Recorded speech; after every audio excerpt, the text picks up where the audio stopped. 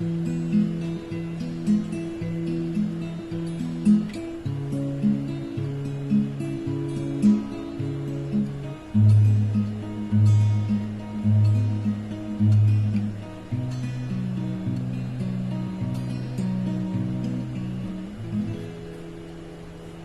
dude. So And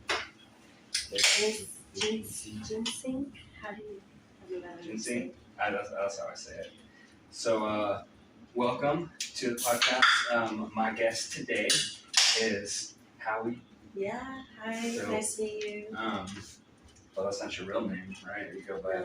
No, I have a lot of names, honestly, and it just depends. Like, I like to go by Howie because I grew up with two older brothers, and my dad, and we all played sports. We all had, and my dad was a cop, and he went by Howie. My brothers went by Howie, and so it's just kind of like my way of. What sports did you play?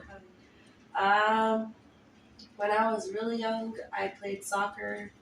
And then I did softball. High school, I did volleyball, softball, and basketball.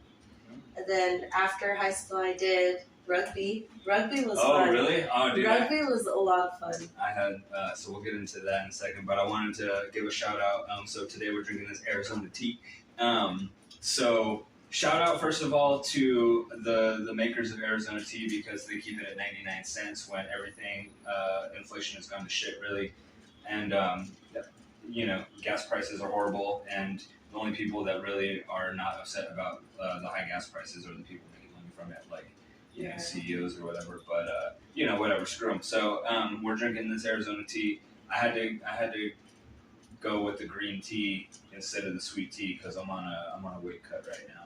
So I had to get one that was a little less sugary. I looked at all of them, and this one had the least amount of sugar, and I'm just like, okay, I gotta. But shout out Arizona tea, keep it 99 cents. 99. So rugby, I had a couple friends that actually played rugby. One of my friends, Andrew, and then one of my friends, Michael. They both played rugby for NMSU. Yeah. Andrew did it for quite a while. My friend Michael only did it for like a year, a couple semesters. So how was that? Yeah. It was a lot of fun. It seems like a pretty intense sport, dude. Yeah, no, it was a lot of fun. I learned a lot. I didn't stick with it as long as I wanted to, but definitely enjoyed my time there. I learned how to like gator roll, and nice. What that is like when someone is blocking the ball, from the other opponent, you like go and grab their shoulders from like over them, like if we're facing each other. Grab your shoulders and just like roll. So you would roll them off of the ball, and then your team can go and take it. Nice.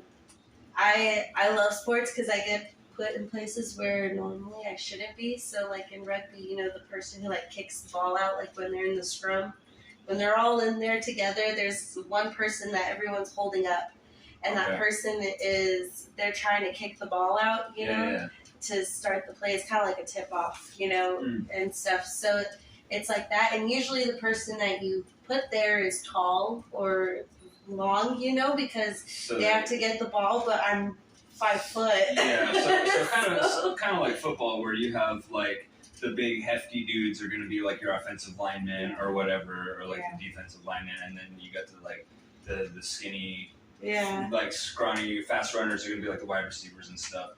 So we actually have in jiu-jitsu there's something called a gator roll as well. Where you're doing like it's called an anaconda choke, but to really get them, you enter through the neck first, and then the armpit, and then you like clasp it together. You put your head in this little divot, and then you literally just roll them like a gator, dude. And then if they keep like rolling with you, then you just keep rolling them like an alligator like literally does when it catches a deer or whatever. Yeah, it'd be terrifying to get attacked by an alligator, dude. That would. But they're prevalent in Florida. I don't think the alligators really mess with humans too much. I think it's like crocodiles more. But I mean, I could be wrong. I don't really know. Whatever. There's like this video I just saw where this dude is like, he has this resort, I think in like Florida or something, and he just comes out and like there was a crocodile that came onto his resort, and he just comes out with a frying pan all Wilma Flintstone style. Have you seen that?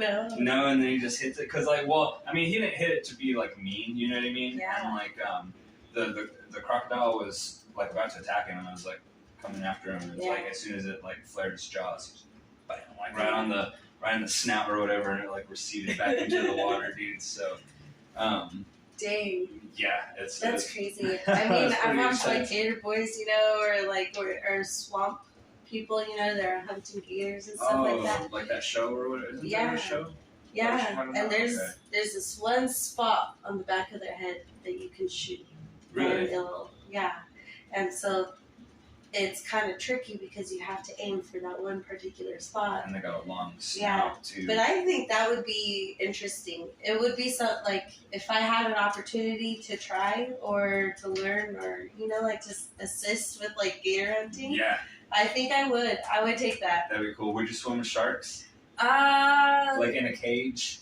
I don't know. You know, if I'm on a boat in a swamp, that's different than in a cage deep in the ocean. Yeah, like, but I mean, you're in the cage, so I mean, you know, that's you have true. a fair amount of protection or whatever. That's true. Because that's something that I've always kind of wanted to do is like swim with sharks. Yeah. I think that'd be cool. Sharks are cool, and like they're not really gonna mess with you unless they like smell blood. You know what I mean? Well, I don't know. I'm no shark expert, but from what I understand, if they smell blood, you know that's gonna be their. It's just instinct. Yeah, it's instinctual to just attack whatever because they're just like, oh, okay, like we got blood over here, we got prey or whatever. But God, dude, could you imagine like? I think it would like I'm like terrified of just underwater type stuff. Like we know more about the moon than we know about our own ocean, you know, and it's like. Dude, the ocean is like a terrifying place, especially if you go into like the Mariana Trench and stuff, where you're like, there's so many like undiscovered creatures, or the ones that can like live with that very high pressure at the very bottom of the ocean, or like no light, so they have, you know, they're just like they're transparent. You can see all their organs. There's some like land frogs that are like that too, and they might be psychedelic, who knows? But they. You know, they don't need to have skin because like light can't penetrate that deep into the ocean. But God, dude, some of those creatures like the anglerfishes and stuff like that are just kind of terrifying. I don't know. Yeah, no. I mean, the animals that we already know about, they're pretty terrifying. Like already in the ocean. You know what I mean? So I mean, it dude. just gets worse, and like they get bigger, the deeper you go. So I mean, do I really want to know about that? Do I? Yeah. But what if they already know? What if they already know and they're like, we're not gonna release this, like.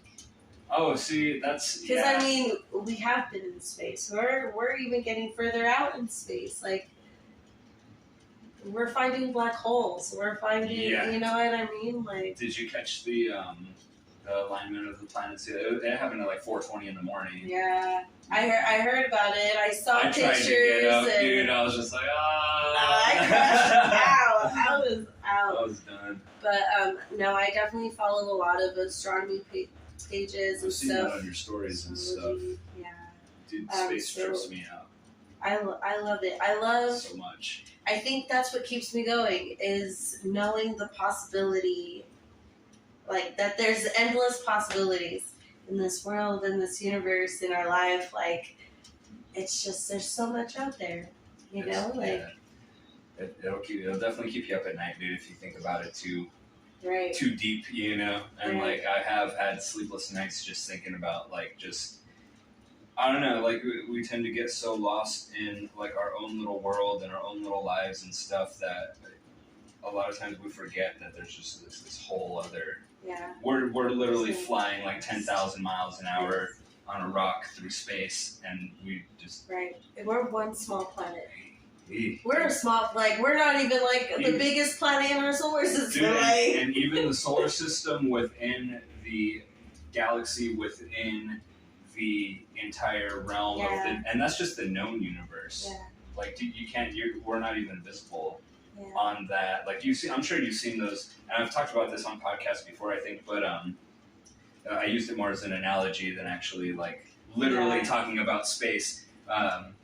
We're talking about like dealing with stress and stuff, and and I was just like, yeah, dude, like you're here, like you have the timeline, and you know, like you're here, not even really visible on the timeline from the beginning of time to now, or from what we know is or what we perceive to be the beginning of time. Nobody really knows like everything started. You know what I mean? It's all speculative. But anyways, so you have the beginning of time as we know it, and then the time now, and then like you're this little tiny dot, and it's just so like insignificant when you're talking about like over the course of like geological time. Not to say like your life or your stresses are insignificant, but just it's just But like there is a bigger picture. Yeah. There's a bigger picture. There are things. It's that whole like filtering, like just filtering out. Like, okay, pick and choose your battles. Yeah. Because there's so much out there. Like, there's so much more to like worry or I don't know, discover. Like, there's so much out there. Like, why worry about like this little thing? I don't know. My favorite thing is don't cry over spilled milk. I told one of my friends, it's like don't sweat the petty, pet the sweaty. You know, that's another one. Good motto to live by. You know, see a sweaty person, just go pet them. Oh my god. Whatever. Oh, I'm good. If you're sweaty, Yeah. I will not pay. Oh yeah, you know, but it's better than. I'll send good sweating vibes the your way. pain, I Like, guess. man, I feel for that guy. Yeah, God, that guy's sweaty. Look at sweaty. Yeah. But so like there's I think like even too there's I don't know, if I was Joe Rogan I'd be like, Jamie, look this up. But anyway, I don't know if you watch Joe Rogan, but Yeah. okay, so you know Jamie, the little Yeah. nameless, faceless Yeah. guy that just looks all this shit up on The fact Google. checkers. Yeah, that guy. Fact. But and yeah, I could be wrong about this, but I'm almost positive that they have found like bacteria on like in one of the rockets that they used to go to space. I think they like went to the moon or something. Yeah. They shot it somewhere, but they found a bacteria that was only like has only ever been found like in that spaceship, and they're thinking that it came from like outer space. And then you have things like tardigrades. Yeah. I'm not sure if you're familiar with those, but they're like the little. Do you know about the tardigrades? No, I don't. Okay, so they're these little like tiny, minute little creatures that they're like the strongest creatures in the world. They can live in like they can live in space. They can live in like like they can live in like the deep vacuums of space. And then I mean I could be wrong, but I think they potentially could live in like volcanoes and stuff like that. There's some of those like super crazy, but they're very minute creatures, so you can't see them without like a microscope or whatever. But so there are things that can survive in space. So I mean, honestly, like, and you know, we can get into some conspiracies if you want, but it's not that far fetched for like aliens to exist, and not necessarily like the movie type aliens. Yeah. You know, that's like green But and stereotypical. Not from our planet, maybe like different galaxies and stuff like that. And why not? We're one planet and we have how many different species on our planet? And You know what I mean? Like yeah, and then so I don't know. there's the whole like we're just one planet, and so like maybe I mean they found evidence of like water on Mars and things like that, way back, but maybe potentially we're the only living things, and or like you said, they could just be concealing information, which I wouldn't doubt. The government does some sketchy stuff, dude, but like even if they didn't, we might be the only life within our solar system. That's not a far-fetched idea because there's only so many planets in our solar system, but we're discovering more, and then we have Jupiter has like 60 freaking moons, Right. and things like that. So things could live and then like within our solar system, but as far as like, and then if you think about like how much we've like over a geological time period, how much we have explored space is just not a lot at all. Because like we could only explore space when we had the technology to do so, and we,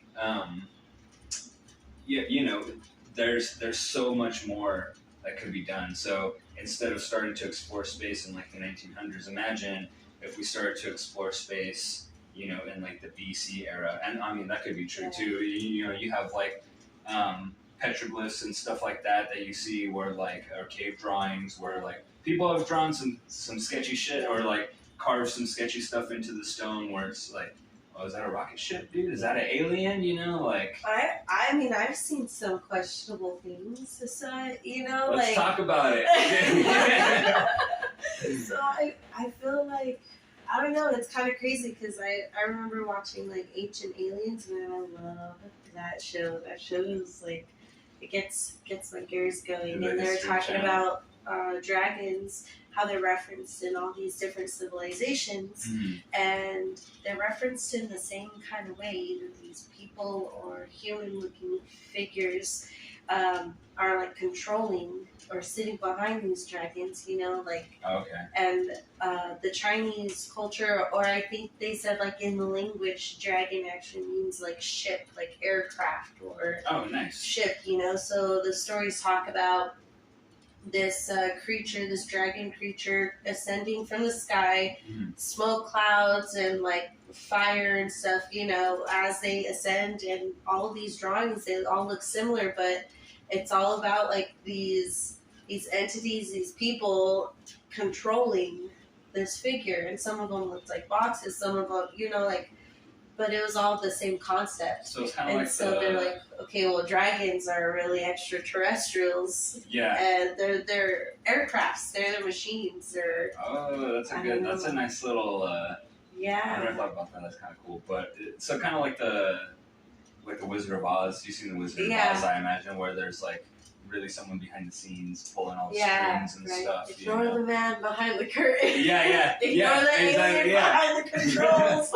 The sketchy guy just pulling all the strings. Yeah, and like I don't know. There's a lot of crazy stuff out there, and some of it is like really, really. So I'm like, I wouldn't label myself as a conspiracy theorist because there are some conspiracies that are just way out there, you know.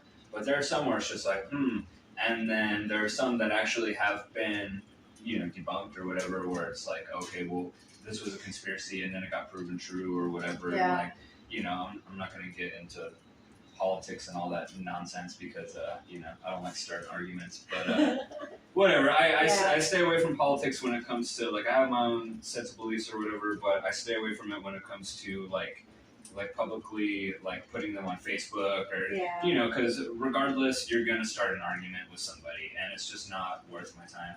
Yeah. You know what I mean? So, like, there's those conspiracy theories, and some of those are kind of interesting, too, like the reptile overlords and stuff that are just running the government. Center of the earth. The people, the hollow earth people? Yes. Yeah, dude, like, so, yeah, some of those are kind of wild, kind of gnarly, but some of them aren't too far-fetched, you know? Like, I mean, if you say that you believe in aliens and stuff, it's like, people will look at you like a conspiracy theorist. Yeah. But it's like, dude, but if you think about it, like, if you know, like, a little bit, like, even the slightest little bit about statistics, like, the probability of us being the only living creatures, like, in the entire galaxy, when you have, like, 100,000 plus galaxies, you know, it's like, the probability of that happening, it's like, dude, there's got to be, like, you know, hundreds of Earths out there. Just, right. And then, but like, we don't know where it ends. We don't know where it starts. We don't know, like... We don't know anything. We don't know anything. It's like, terrifying. we barely... and we feel like we know so much. Like, it's like, man, like, we're barely scraping it. But, I mean, even if there is that 1%, that one little chance, like, that's a possibility. I love holding on to that. Just, there's potential. I mean, I'm kind of in between, you know, where, like, you know, some conspiracy theories, like, oh wow, well, that does make a lot of sense. Like, it could be possible. Like, that has enough evidence for me to say, like, okay, I believe that, you know. And for some people, you know, sometimes it's like, oh, well, my family member said this, or that's what so-and-so said. And so it's kind of like, they don't need a lot. You know, some people do. For certain things, like when it comes to politics and stuff like that, I'll be honest, I rely on my family, you know, like, because it's too much. It gives me anxiety. Like, no one can just be honest. It's always one side or the other. Like, what happens to, like... polarized. Right, you know, like, we need, like, we're a smart species, and we have a lot of trouble reaching resolutions. We don't act like like how sad. That's you know? the thing that's kind of trips me out, and I was talking about this with one of my friends on one of the podcasts. Is we have our brain is smarter than more super than the world's most super computer. We can hold 8 terabytes of information, which is 8 trillion bits, and so it just kind of astonishes me that we are so smart, but we're also and we're not necessarily stupid. It's just we're too polarized. I feel like you have to either agree with somebody on everything, or agree with somebody else on everything. It's not like, no, I agree with this person on that particular thing. There's no middle ground. There's no hey, let's work this out. Let's give a little, get a little. Okay, so let's. Everyone always wants to fight with each other, right? It's always crazy. No, I'm right. No, I'm right. Yeah. I bet you that's why aliens don't come. They're nah. Dude, yeah. Those humans, man, they're on another level. Well, dude, if say for instance, there were, and they came and visit us, what are we gonna do? The first thing, get the guns, let's shoot them. You know what I mean? We're just I don't know. We're. They've made movies about this. Yeah. It's I don't know. We're just we're very I feel like we are starting to depreciate life more and more as time goes on, which is actually very disheartening. You know what I mean? There was a video the other day this dude, he was literally he was an OG, okay? So I'm gonna give a shout out to this guy. I have no idea who he is, but whatever. I think it was in Florida or something. Yeah. But he was walking out of a gas station, right? He has his kid in one hand. He's got a cigarette in his mouth, just I don't know if it was lit or whatever, but probably not because he was inside the gas station, but he has a cigarette in his mouth.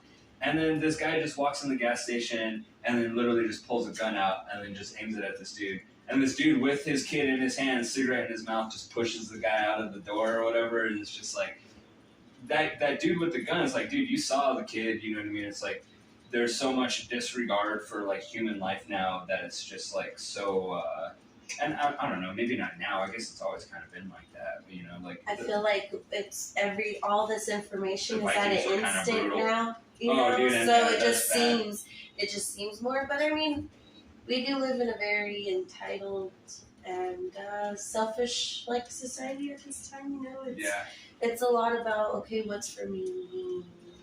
Well, and then things are getting scarce. These are running out, so people are even getting freaked out, and it's hard to trust people. And and the way people protect themselves is if they screw off everybody else, or forget you. It's crazy, man. It's a crazy. Well, and you got a point, because we do have this stuff that is just instant. Back in the day, I was a 90s kid. You were a 90s kid, right? And we got our news from the newspaper, or we were kids, so we didn't really care. Our parents got news, but they had the newspaper every morning. But it wasn't every 5 seconds, And then the news is gonna put stories that sell. You know what I mean? And so it's you're gonna see a lot more. You're gonna see a lot more negativity in the news than positivity. But if you actually go out in the real world, you're gonna meet more positive people than you are negative. On average, that's been my experience, anyways.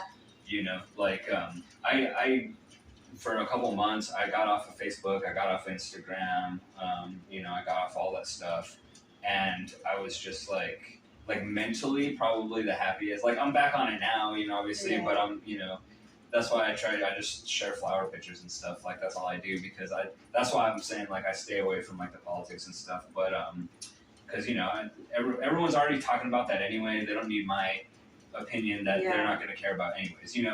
Who cares? Whatever. My opinion doesn't change anything really. But it's just so instant, and especially if you follow the Las Cruces Community Watch, it's oh, this guy stole something. Oh, my car got stolen. Oh, this guy, I shot this guy. Every once in a while, you're you see the posts that are oh, this guy paid for my meal at McDonald's, and paid for it or whatever. So those are cool. I like seeing positivity in the community and stuff. But what it seems very, very bad. And like it is bad, you know. There's a lot of crime and stuff that's going on, but sometimes it makes it seem worse than it is, just because it's in your face all the time, you know. And so it's just I don't know. You kind of gotta pick and choose those battles, I guess. But it is kind of getting a little dramatic, though. It does get it does get dramatic, and I mean, like social media definitely like it enhances sells it, and you know that's kind of like what news stations and stuff. I don't watch the news because it's too much. Like it's just, dude, it's depressing. I'm like no, like. And like you guys, I honestly rather watch about aliens. I rather watch about other life forms than like about our own. And honestly, and that's why like I go out and I like botanize and stuff, because it's like. It's the same thing. Like the other day, like yesterday, I did an episode over Achenbach Trail. I don't know if you've been to Achenbach Trail. It's kind of a hidden trail, so you really have to kind of know what you're looking for. But you've been up to Soledad Canyon, right? So when you go up to Soledad Canyon, so you're going on Soledad Road, you pass the Sierra Vista Trail, and then you have to turn on, I think it's called Ladera Canyon Road. And then you just go on that like dirt road for a little bit, and then there'll be like a sign. And then you take a left, and then so it's kind of hidden. Like you really kind of have to know like what you're looking for in order to find it, you know. Yeah. But I did my little episode there, and I was like sitting there, and I was like I was trying to identify this fern, right? Because like ferns are hard like to identify. Yeah. So I'm trying to get better at it, but I was like so deep in like trying to identify the fern that I had forgotten that I was like even on the trail, you know, like, and that's what I'm saying. Like, you can get like I mean, so you don't want to like ignore everything that's going on. You do want to be aware of things that are going on, you know, because like you don't want to go into like dangerous neighborhoods and stuff or whatever and risk getting shot or stabbed and all that. Your car getting broken into and stolen, you know, whatever. Like you don't want to risk all that. So you do have to have a kind of a good idea of what's going on. But if you ever want to just kind of like mentally escape that, you know, nature is, and that can be any nature. That can be like, your nature documentaries, astronomy, whatever it is. For me personally, it's plants, you know what I mean? But that's just my background. And, but yeah, I was sitting there and I was like trying to identify this fern. And then I kind of like figured out, I don't know, I hope I figured out what it was. And then I just kind of like looked up and I was just like, oh, like I'm still here. Like, oh man, like I zoned out so hard just looking at that one plant for like 30 minutes. You know what I mean? So there are escapes to kind of the craziness that goes on around the world. You know, so I mean, it happens. You know, there's violence. There's always going to be violence and bad people in the world and stuff like that, but there are ways to get away from it temporarily, at least. Well, I mean, at the end of the day, like all you can do is all you can do. You know what I mean? Like, okay, I can be as vigilant as I can. I could be aware of my surroundings. You know, I can be careful when I leave and stuff. You know, I could do what I can. I try not to worry too much. You know, it's just because like it's just not good. I think what you think is what you accept, like, you know, and then what energy. you say. Yeah, because we do, and that's something I definitely believe is that we live in a spiritual world. You know, there are things we're reactive and with our surroundings, and even when you do gardening, the energy that you give out or the things that you say, like your plants, like.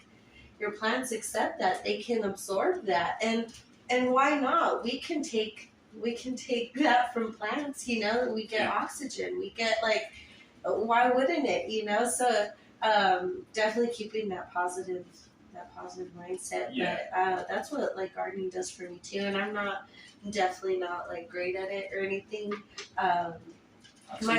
You've got some cool little things going on, or you did at least when you lived at that apartment. Yeah. Your little the pallets. Yeah, my little pallet fence. I'd never seen that before. I was like, that's creative. You know, like that was pretty cool. And then I like it. You know, I definitely choose plants that are beginner level. My specialty is bringing plants back to life. Oh, dude! So actually, I'm gonna interject with two of those things. So, or with 2 points, not combating your points, but anyway, the plants that are beginner level, sometimes you just got to be careful with where you're getting the beginner level like sources, because I've killed more beginner level plants than I've killed. That's why I don't really do how, like, I got this watermelon peperomia, but that's just because Aiden wanted it. You know what I mean? Like, we'll go to the store, I'll pick out a plant, and then he'll pick out a plant. And it's like, okay, like, we went to the store yesterday and he got some delphinium, and I picked out a plant. So that was the first interjection. The second interjection was that I'm actually doing that as well, like putting the nurse back in nursery, where I'm getting like, you can get like clearance plants, at like, Home Depot or Lowe's or whatever. Yeah. You can nurse them back to health, and then you can sell them. Oh. For like however much, like, twice the amount, because you nurse them back to health. So like, you're not really cheating people, because you bought them on clearance. It's kind of like upcycling in a way. Yeah. You know what I mean? But anyway, sorry. See, that's my specialty, is bringing them back to life. Yeah, exactly. And, So what kind of plants do you really do you kind of go for? Like, what are your beginner plants that you really have? Plants that I have been successul with, Yes. and with my bad habits, they have survived. Honestly, Bad habits, like not watering? Yeah. Or like not really doing fertilizer, because I've noticed a difference, if you do notice that your plants are kind of wilting, and we live in a hot place and it's getting hotter. Oh, yeah. Oh my gosh, like we live in Arizona now. Like, when did we move? Dude, yeah. So, tomatoes have been actually pretty good, because you don't want to overwater them. Overwatering tomatoes will actually like kill them. Yeah. And so they work for me, because I tend to overwater. That's my problem. Okay. And so they work for me, because if I water them once, I can forget about them, and they're not gonna like do too bad. Another tip is like keeping them away from concrete or something bright, because the sun, that reflection. But sunflowers. Oh, dude, yeah. Sunflowers are so easy, and they sprout like crazy. Yeah. So sunflowers are really fun.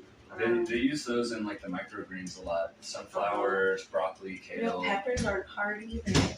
Peppers aren't hard to take care of. Yeah, they kind of like the heat bell too. peppers. Yeah. Yeah. And I like bell peppers because you can start with green ones, but the longer you leave them in the ground, they change colors. So if you want different kinds, you just leave them in there longer. Well, that's kind of the same with just chili in general. Yeah. It's like the red ones are really like the mature pods, and the green ones are kind of, you can eat them at any stage, really. Yeah. But they're tomatoes are interesting because, like you said, you can overwater them, but you can also grow them hydroponically, and they really like hydroponic systems. Yeah. You can clone them real easily by cutting them and just scraping the sides and shoving them in water, and they'll root pretty easily. You can also ground layer them. I don't know if you're familiar with ground layering. No. So basically what you do is like you'll take the tip of the tomato plant, and then you just bend it and then bury it in the soil. Oh. Yeah, and then put like a garden staple or something right there, like a rock, to keep it there, and then it'll shoot roots out. Yeah. And then you just cut it, and then you have another tomato plant that's just genetically identical to the plant that you layered. Because once they start growing, they take off. Yeah, dude. They take off. I have the tomatoes I'm doing this year are tomatillos.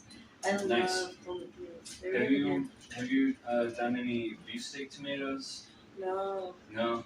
I like sticking with small sized tomatoes, or like cherry tomatoes. Definitely, I've done romaine tomatoes, but the cherry tomatoes are definitely my favorite. Just because they're small, they kind of populate kind of quickly, and then you're there, and I love just like picking from the garden. Oh, dude, that's my favorite part. Better than that. Nothing is better than that at all. So and then so you grow your sunflowers to mature. Like, have you ever tried like the microgreens and stuff? Mm-hmm. So the idea behind that is, so I don't know how familiar you are with like your like plant anatomy and stuff, but also for the viewers, like I'll just break it down. But the first like leaves that you see that kind of look like that, Yeah. like those are called cotyledons, right? Uh-huh. And then you have the true leaves after that. So the cotyledons, like when you grow these microgreens, you cut them off at the cotyledon stage because there's enough nutrients in that stage for the plant to sustain itself. So they're just packed full of nutrients at that point. That's why you can like get any kind of, well, not any kind of seed maybe, but like a lot of the different kinds of seeds, sunflowers, you can put them in like a paper towel, like a wet paper towel and a plastic bag. A lot of water. And you can grow them up until they get their first true leaves, because that's when you want to start giving them like fertilizer and stuff like that, because they have all that nutrient, just in the like embryo of the seed, and so that's becoming like a big hippie thing is growing microgreens and just chopping them up. And I like growing the sunflowers to maturity, They're annuals, so they're gonna die, but I mean I like to harvest the seeds. I don't know if you saw my little patch out there. It's like the first thing I noticed. Dude, it's kind of ghetto. It's kind of ghetto because like I think my seeds that I started with, they were from last season, and they just like they kind of had like a hard time because they're just they're in an open area. There's not like a lot of shade, and then a lot of them just mature because those are the mammoths. They're supposed to be the mammoth sunflowers, but a lot of them matured just super quickly, and I don't know if that was just a drastic change in temperature. Yeah, because we had like 105-degree week all week. Bless you.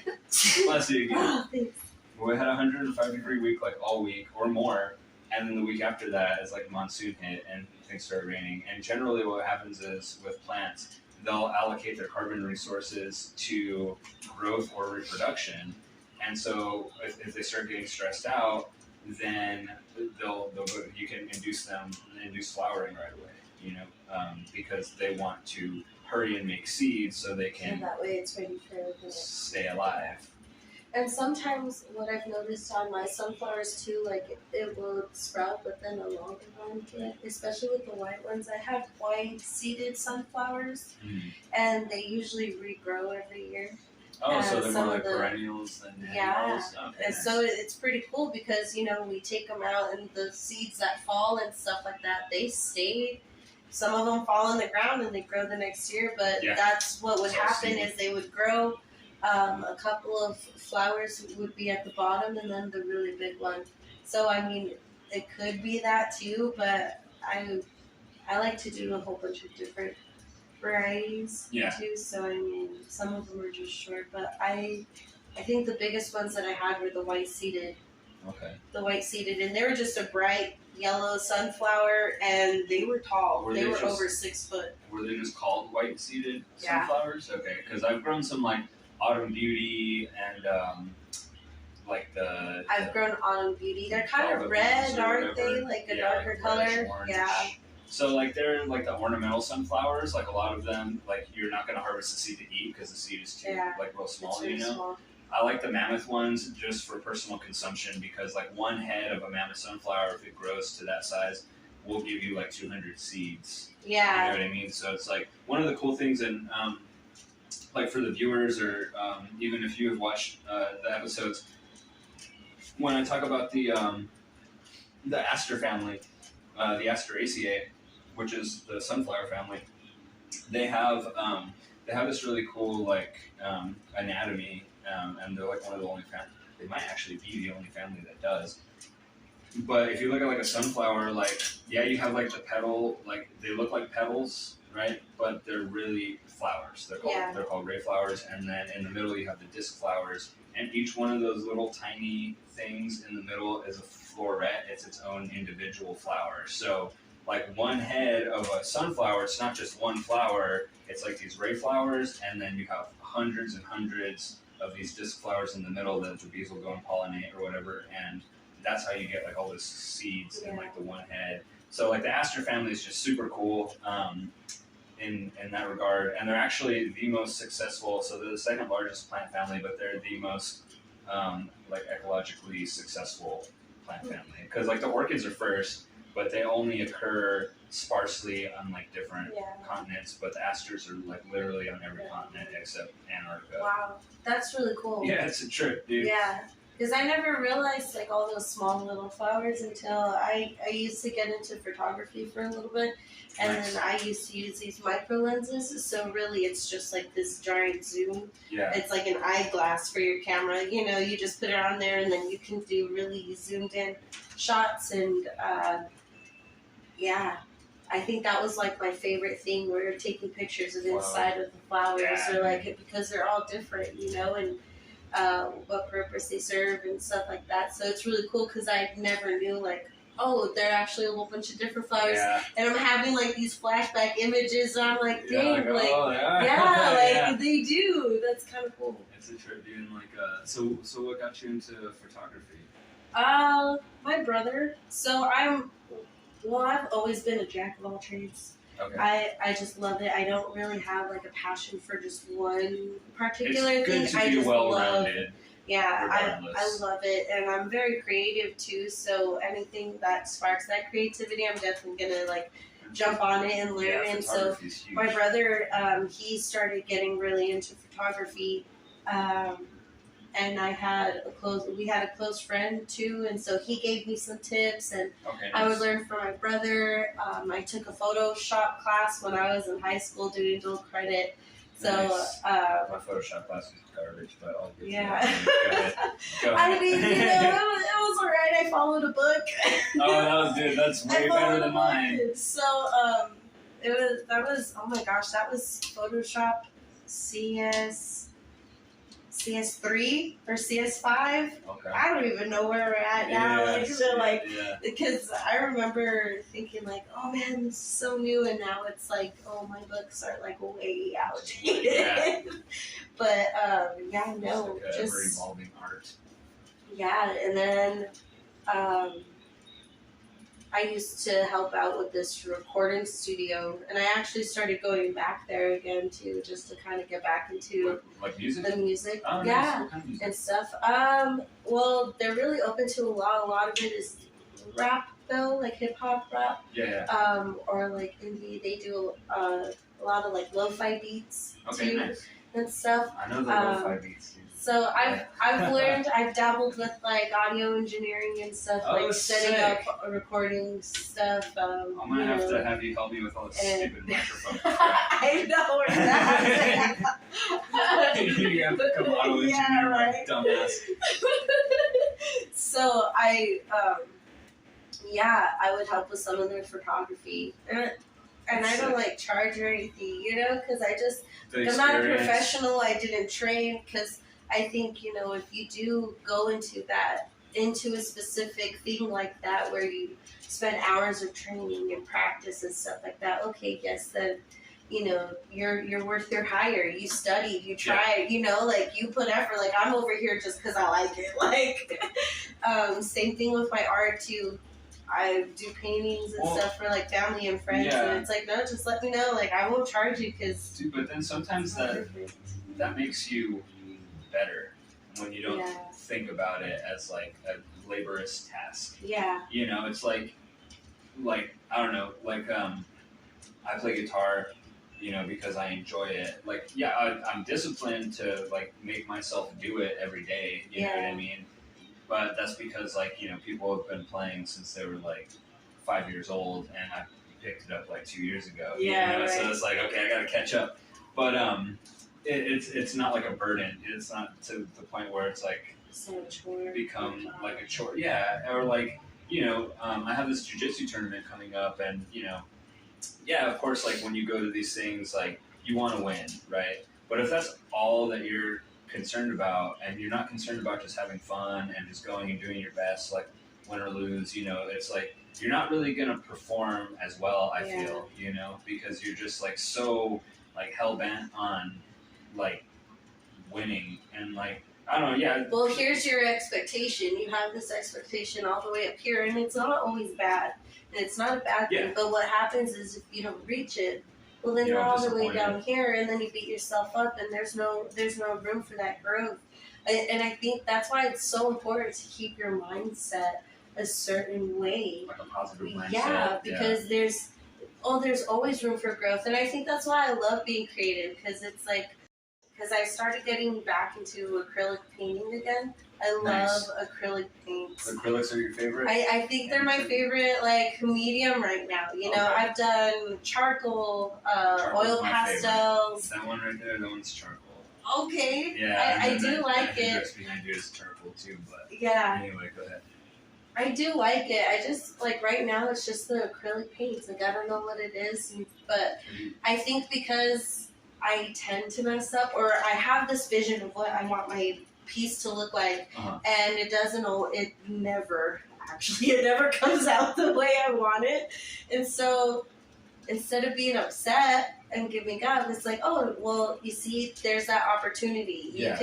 I instill this in my nieces and nephew when we're, like, doing arts and stuff. I'm like, you can always fix it. If you mess up, you let the paint dry and you just go over it.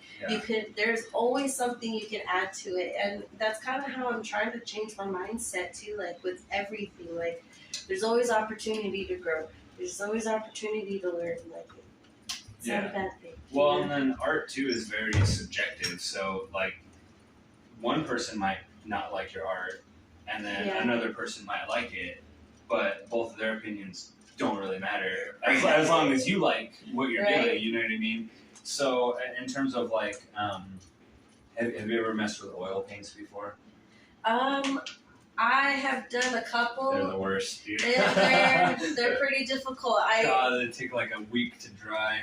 Yeah. Oh, God. They take forever, and it's just you have to. I feel like it's something, at least for me, it's not something that you can mess up on a lot. Like, for oil paints? Yeah, or if you have it one way, then you have to leave it alone. Yeah. Because I'm that kind of person who will continuously mess with something, and I will just make it worse and worse and worse. So and I'm like, okay, I have to leave this alone. Trying to be, like, as close to a perfectionist as possible, more or less. And, like, it can be good and bad, though, because, like, you know, you have, like, your acrylic dries, you know, real quick, and so it's like, damn, I wanted to change that, and now I can't change it because, I mean, you could always flick the paint off, but it's like, I can't change that now because it's dry. But the oil paint, it's like, man, I wanted to fix that a week ago, but hey, it's still wet. So I'm just gonna wipe that off. But I'm just like, I'm not, like, me personally, I like dry media more than like wet media, and that's just based off of the results that I've gotten. You know, people have their what they're good at, you know. Some people are good at painting, some people are good at drawing, some people are good at, you know, whatever it is.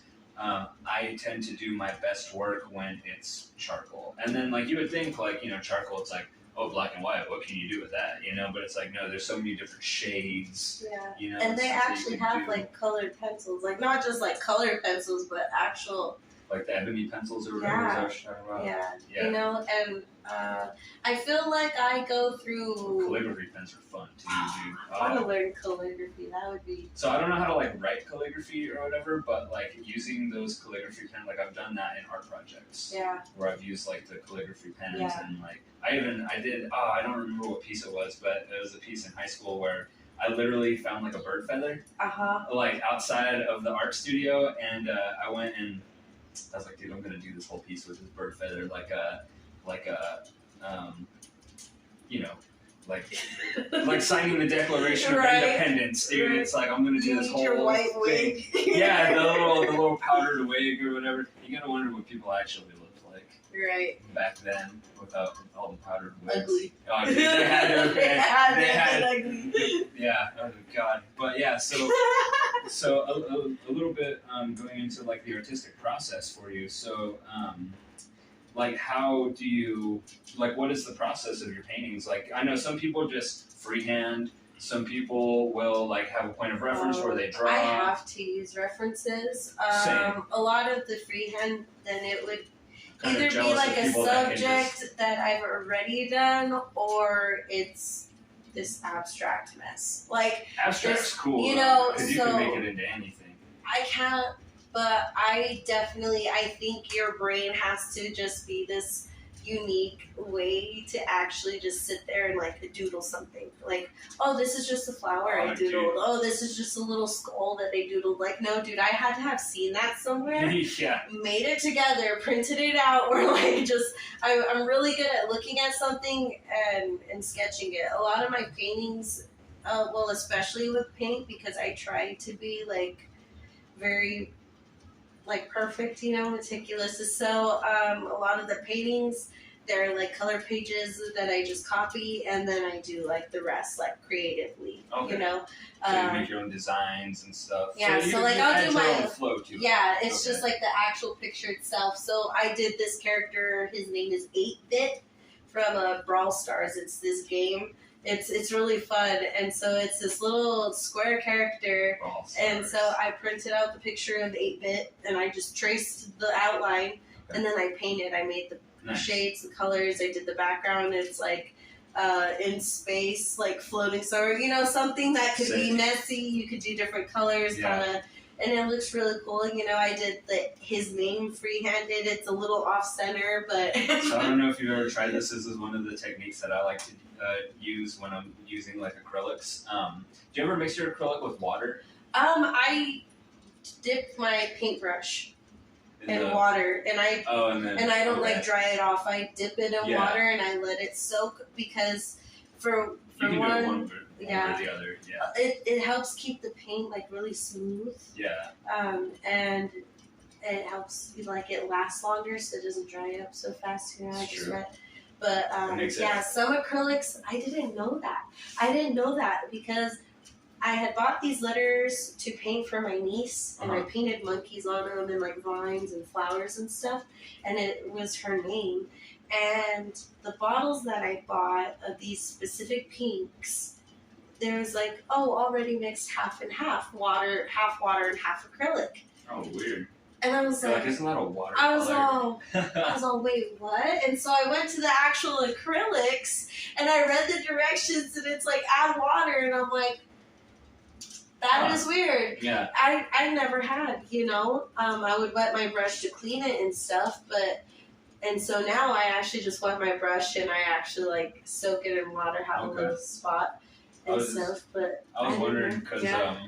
one of the techniques that I like to do is, and you can do this with water or without. It makes it a little easier with water because it kind of flings a little more. Water dilutes it a little bit. So if you're looking for like, if you're using like a white and you want like a really strong white, you know, a lot of times you're either just gonna add a little bit of water or like no water at all, you know. Right. If you can get away with just kind of having it, you know, kind of dull, that's okay. But I like to get like I don't know if you ever tried this technique, but get like a toothbrush, and then you like, you know, swirl it in the water and swirl it in like in the acrylic, and that's how I make my stars. I just like you'll have like the black, and then you'll just like. Oh, okay. I did that with the paintbrush. It was just sick, like a okay. stiff paintbrush, and I just like flicked Okay. the paint. But yeah. Yeah, so that's one of the techniques I like to do with the toothbrush. And then also, pro tip, if you've never done any kind of oil paintings at all, never wash your oil paintbrush with water. No. Water and oil don't mix, first of all. And then second of all, I got yelled at by my art teacher in like 11th grade because I didn't know that you weren't supposed to do it. Well, okay, first of all, someone had put the oil paint in the acrylic paint, like where the acrylic paint was supposed to be.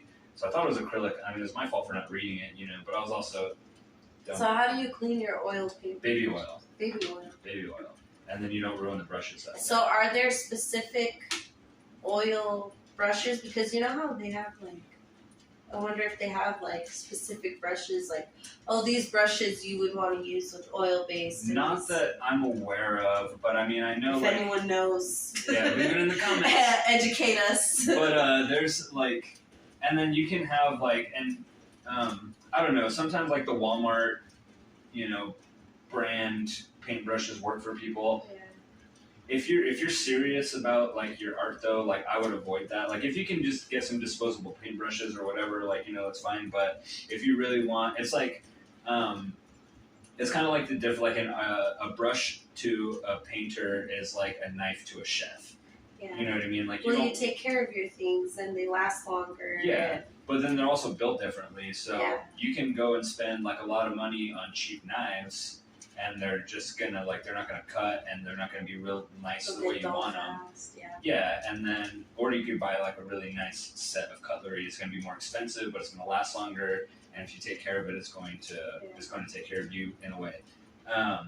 Paintbrushes are the same way. You know what I mean? Like if you're an artist, sometimes you don't want to go with the Walmart paintbrushes. Because you know that they're just not really going to last long. They're not going to be really high quality kind of stuff. And places like Hobby Lobby are kind of expensive, but they have pretty good paintbrushes and stuff for and that's really only. I mean, that's personal preference. I'm not telling you to not buy Walmart paintbrushes. I mean, I really should tell you to avoid shopping at Walmart at all. But I like to go to places where there's just variety, mm-hmm. and I mean, Hobby Lobby is that, especially for arts and crafts. There are just so much art and Big Lots. I forget about Big Lots all the time, but I mean, they're kind of hit or miss. You either get really good stuff or you don't. But with Hobby Lobby, I like to go there because there's so much variety. Because you can get different size packs of brushes, and so that way, because you can get really expensive ones or you can get nice ones. But I mean, maintenance for the things for your tools that you're using for your trade is definitely something that's important. Because I mean, I've lost really good paintbrushes because I just didn't clean them right away. Yeah. Or I didn't know how, but Amazon does have Jeff Bezos' creepy ass. They have some good brushes. They're really nice. So Amazon. They well, and then you got to take what I'm saying with a grain of salt too, because it does depend on how you treat your stuff. So for instance, what I'm saying isn't true all the time, because for instance, the guitar that I have, it's a $60 guitar, that my grandma bought my sister when she was in 9th grade from Hastings. Whenever Hastings, back in the day when Hastings actually existed. Hastings. I know, dude. Shout out Hastings. We miss you. One for the homies. But I can go and buy a $2,000 guitar, but if I don't know how to play it, I'm not gonna just automatically be good because I bought a $2,000. And a lot of times too, sometimes you're buying the brand name. When it comes to bottled water or something, I can fill up a gallon of water for 25 cents, or I can buy a Dasani for $2. So it's kind of like I said, you got to take what I'm saying with a grain of salt, because it's not true all the time. But just throwing it out there that there are differences though in quality, and that also is going to depend on how you, because if you get crappy brushes and you maintain them really well, then they can last you good, a good long time. If you get high quality brushes and you treat them not so well, then they're not gonna do good either. But so baby oil for oil paint, if you use water, it'll just make your brush real stiff, So you just get baby oil, any kind of baby oil, and then just squirt it on there, and then just wipe it off with a paper towel. And that's it. So, and I'm sure there's ways to make oil paint dry faster, but like I said, I'm no painter. I know, with the charcoal, you can buy fixative, which is just gonna stop the charcoal from just smearing and falling off. I've used Mod Podge and stuff like that, or hairspray. Or hairspray. Yeah. I've used hairspray. It's okay, but because it's not for that specific medium, it won't completely do it unless you do Yeah. So and you're also putting a hole in the ozone, so good for you. Woohoo! Yeah. I'm a rebel today. You're just my charcoal's not moving, but there's a big old hole in the ozone. It is what it is. It happens. You gotta, give and take, whatever. Humans. Yeah. But, out there rocking it. So what's usually your subject of choice, or you just kind of mix it up?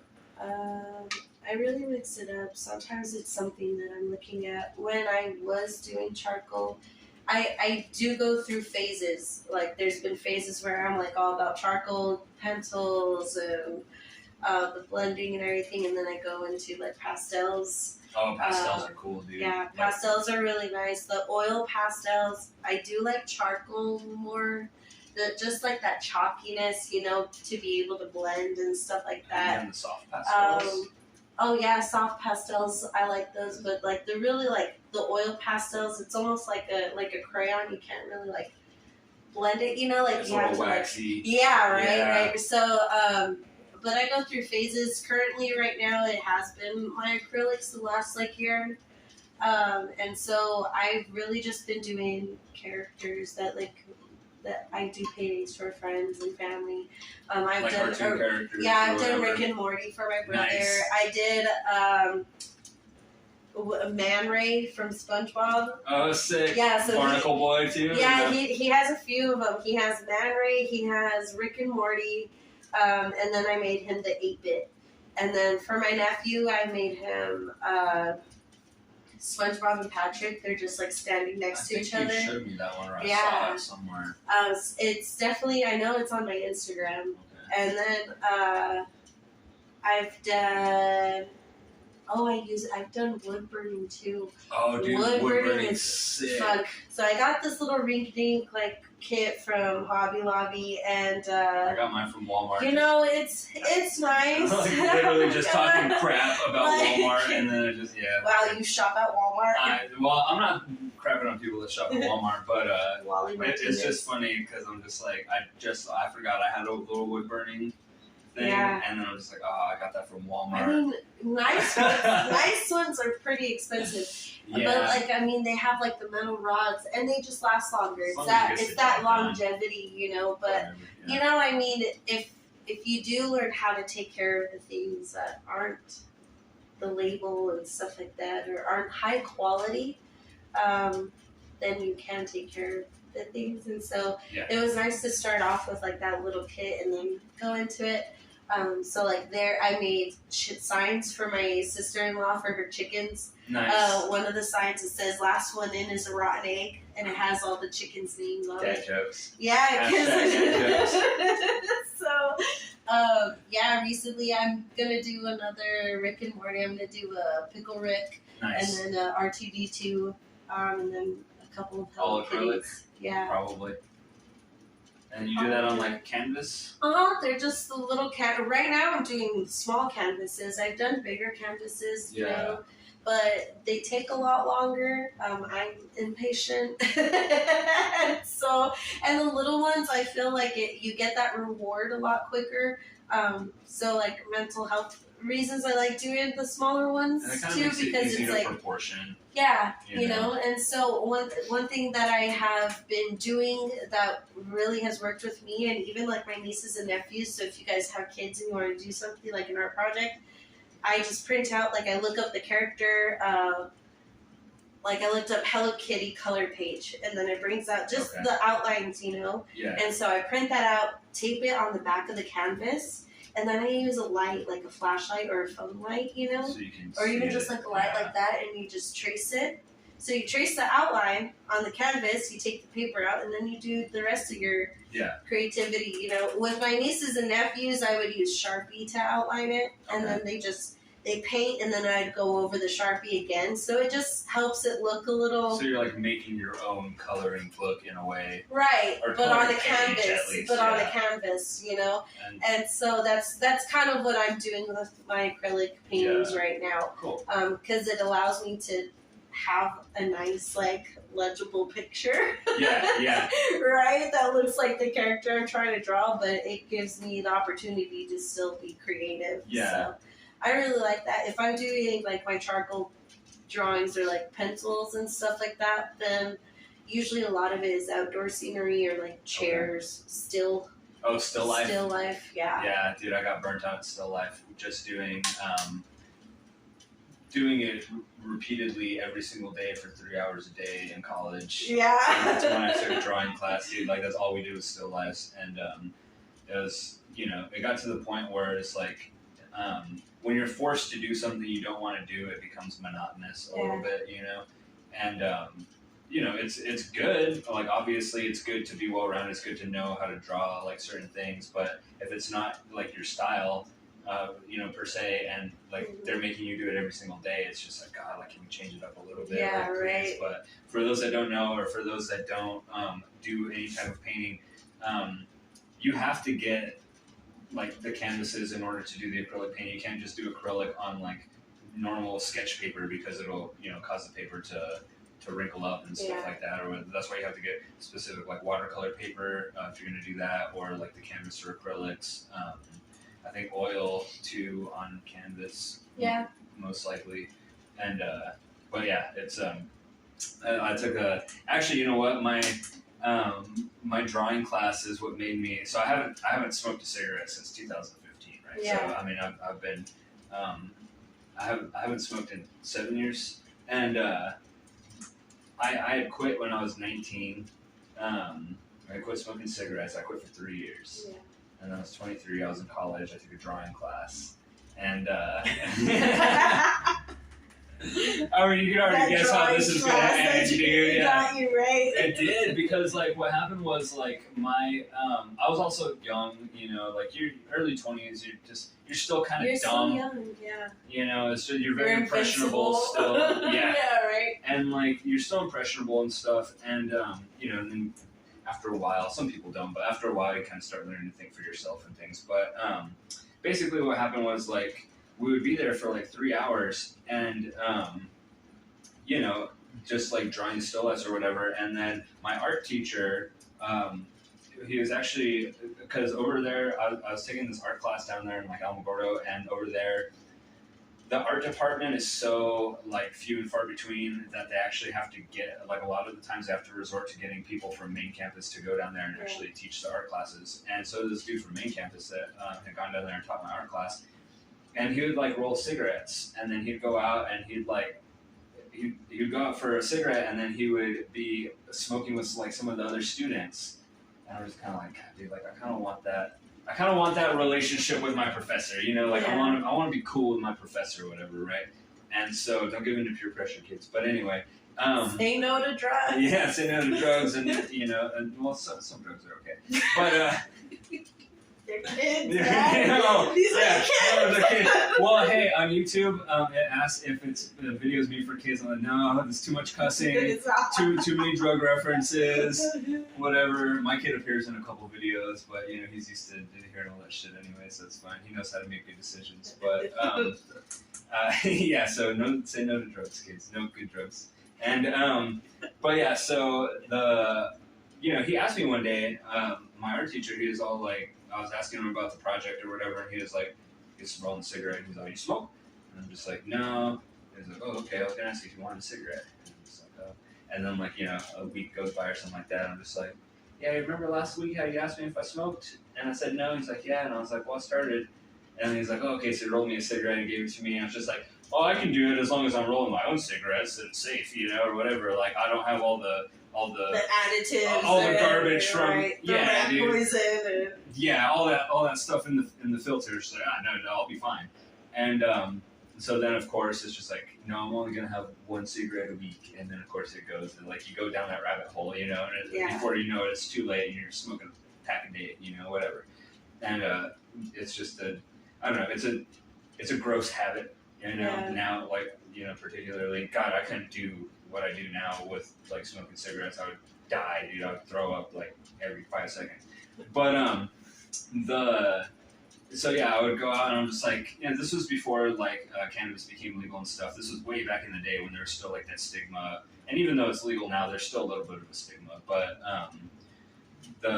so I couldn't just go outside and get smoke.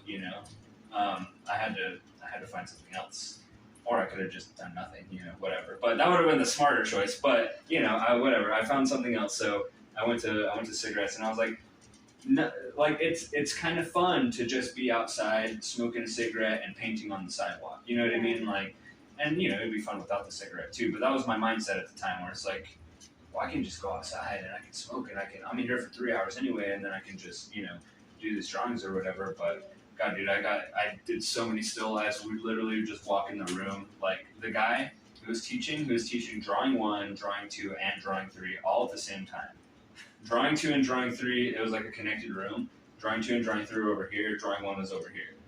And I was in drawing 1. And, we were like, he would just have a different still life set up every time. There was one we did like figure drawings, which was kind of cool. I don't know if you've ever done those, but it's like literally someone's just sitting in a chair and posing, you know, and then like you have like 30 or 45 seconds to just draw. And like I really like that because you can get some of these really, really cool like the Grudge looking drawings, you know, where it's just like, but you're more focused on, I don't know what that was, but like your door. I know. Well, hopefully it wasn't, dude. I heard like a on my door yesterday, and I was like, what the hell is that? And then I opened it, and there was like some dude just posted up in front of my house, just sitting there. I was just like, bro, like, who are you? Like, what do you want? Like, what are you doing? Whatever. I don't care. This is why I train martial arts, because it's just like I don't really worry about people anymore. You know, it's like whatever. Break in and then you know it's fine. I mean, there's not much to steal. I don't have a lot. You know, what are you gonna take, dude? What You know, are you doing here? take my broom and stuff. Whatever. I don't care. But yeah. So we would go in and we would do these figure drawings, and it's kind of cool because like you're not focused so much on the minor details. Yeah. You're focused on the shapes. So it's like, okay, I'm going to draw a circle for your head real quick, just a circle for your neck, circle for your arms, and then you can start filling in those details later on. But then you're just kind of worried about shapes and proportions at that point. Yeah. So that's kind of cool, especially if you're not good at drawing people. I'm not good at drawing people. The best that I do is like stencil drawings. So like that Jimi Hendrix behind you, that was a stencil drawing. So personally, like I like the stencil drawings because you're literally seeing the art like come to life. So you're just drawing these shapes, and then it just looks like nothing, right? It just looks like a whole bunch of these random shapes. And then once you start coloring the shapes in, it like literally starts kind of like coming to life in front of you. So that's personally why I like that's why I like asked about your subject matter, because my subject matter recently has been like stencil drawing. Yeah. So I'm a huge fan of just like drawing like stencils and stuff like that, and particularly because I'm not really good at drawing like the details of humans. Yeah. So if you get like a picture and then you just put it in the negative, and then you just focus on like drawing the shapes of the black parts and then color them in, you know, whatever. But also I was talking to one of my friends. I think I was actually on his podcast when I went on, but I feel as though like like a lot of people complain like if they have to take an art class or some kind of something like in college that doesn't really have anything to do with their degree. Yeah. But for me, I feel like the art classes are like good, you know what I mean? Because they make you do like constructive criticism, and then it allows you to learn how to take criticism from people, as long as it's constructive. You know, you could say like, "Oh, your art piece sucks," but it's like, okay, first of all, it's your opinion. Second off, like, if you think it sucks, like, how do I make it better? Yeah. You know, if you just say it sucks, that's just criticism. If you say it sucks and then you tell me how to make it better, then that's constructive criticism. And I feel like more people should know how to take that kind of criticism, you know, without getting so like emotional about it. Like, it doesn't have to be perfect, or you know. But, and what is perfect, anyways? Right. Yeah. I mean, it's not necessarily like saying, "Oh, you're right or wrong," or like you know, you can't do this, or you're not proficient in that. It's just like, hey, this is my perspective, and I think like that's why I go back to like, oh, what is your mindset on things? Because anyone can tell you something, and you can either agree or disagree, accept it or decline it. Yeah. You know what I mean? And so it's like, look, like you don't even have to agree, but you can accept it. Like, okay, well, what were they trying to say about that? Like, you know, and then you filter it out. Okay, well, that person just likes to talk bad, like, you know, blah, blah, blah. And then you kind of filter it out. But, I mean, you can always learn. You can always, you know. But I think a lot of the time people aren't really honest anyways. So the people that you do, because like I'll go and like, oh, like what do you guys think? They're like, wow, it's good, you know. No one's gonna sit there and be like, oh, well, like I can tell you messed up here, you know, like, or the line's like a little off. Like no one's gonna tell you that, right? Because you're showing off something you created. And that's the importance, in my opinion, of being able to not only take the constructive criticism but give the constructive criticism. Yeah. So it's like you don't have to shoot people down. Right. You know, but you could be like, oh, well, this actually like like, have you tried this? Or like, maybe this would be a cool idea, or something like that. Like I did that when I was, because I had previous art experience. Like I took an art class like pretty much every year, like 6th grade through 12th grade, Wow. and like some of college, and you could tell like in the drawing one class that like the people that had the background in just giving the criticism, not art particularly, but giving the criticism and taking the criticism, and the ones that didn't. So like the people that like you're talking about are the ones that didn't have a lot of experience in giving the constructive criticism. So they're like, oh wow, that's good, that's perfect, you don't need to change anything. And then when it came to me and be like, I would point something good out, like, oh, I really like how that blends there and that. It's like, but that looks like, to me personally, that looks a little bit off. Like, have you tried doing this? Have you tried blending these lines? Like you don't have to be like it's mean about it, dude. It's not, because I mean, and I don't understand why people have a problem with that. People, I mean, in anything I think it's that just you lack of experience. not just like art, but in anything you do. And I notice it with my family, with my friends, like people that I barely meet, and it's like, no, like it's not saying that you can't or you're not good at it. It's just like, I've already gone through this, and I'm noticing something, I'm just noticing it, or I'm just like, and I love stuff like that. Like, no, tell me your perspective, like, because you're going to see things that I don't, and especially if you've been working on a piece or something like for a long time. And I think that's why I really enjoy doing audio engineering. Mm-hmm.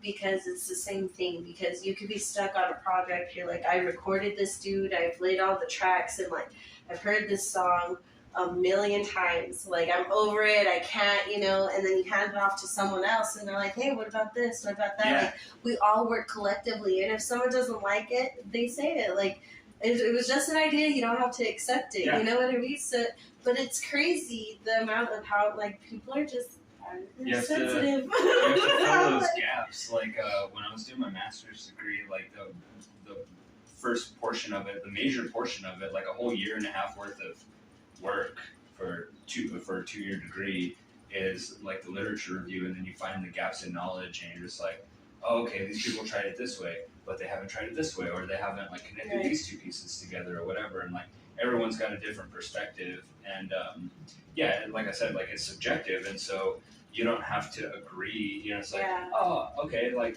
nice, I'll try that next time, or it's like, no, I kind of like it like that, whatever. Like this is how I meant to do it, blah blah blah. Like as long as you like can kind of explain like what you've done or like why you did it or whatever, or at least for art class purposes, like like, oh, I just kind of did it, like. But I mean, they're grading you on a different type of criteria. If you're just doing it for fun, then it's like you don't have to explain anything to people. Like, whatever, screw what you think. But not screw what you think, but if they're not also screw what you think. Also, yeah, if they're not offering any kind of constructive advice, like I said, like if they're just like, ugh, like why would you even consider yourself a painter? This sucks, like your lines aren't even symmetrical, like right. You don't need that. Decline it, send it off, ignore it. It's like whatever, dude.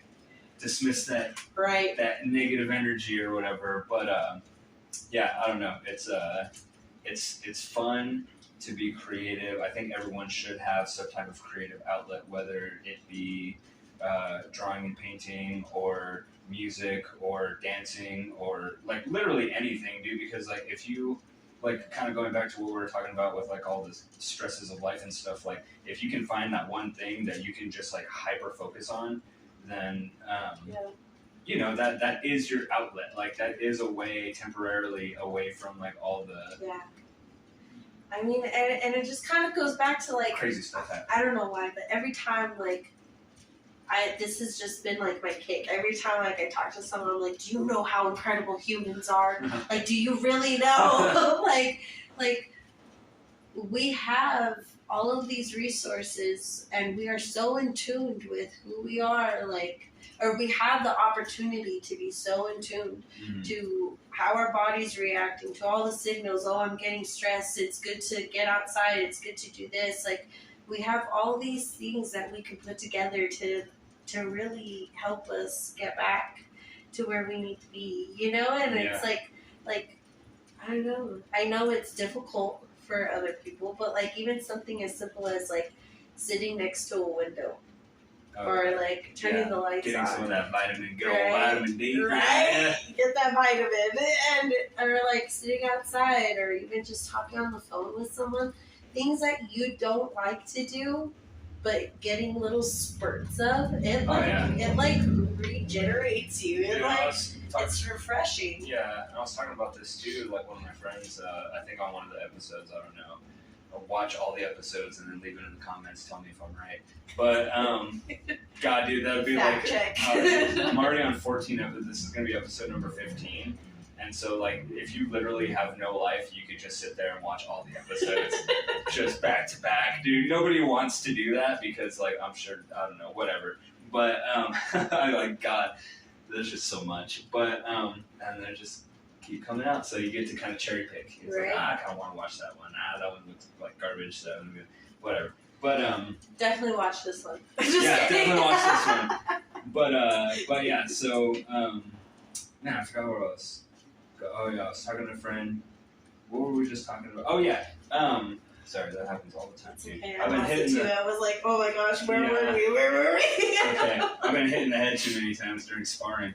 But yeah. So I was telling my friend about that, where I was just like, yeah, dude. Like if I'm ever like in a bad mood, or if I'm fatigued, or like if you're inside like all day, like sometimes the walls start closing in, and you're just like, God, And then like all of a sudden, like I could be like lying on the couch, just like ready to fall asleep, and then if I force myself to get up and like literally go outside for like 2 minutes, it's just like, even though it's 105 degrees outside, or whatever. Like if I just go outside and hang out under the shade of a tree or whatever, and then like you get rejuvenated just by like, and that's kind of like more going back to that energy, right? Kind of stuff, like right. Energy transfer. Because like everything has energy. Energy by definition can't be created or destroyed. Right. So it makes sense that it's just there forever. Like it was never created, it was never destroyed. It's just always there. Yeah. Like it's just one of those things. Always reacting. And everything that's outside needs energy to be alive. I mean, like there's so much energy like being taken up from the roots into like the tree.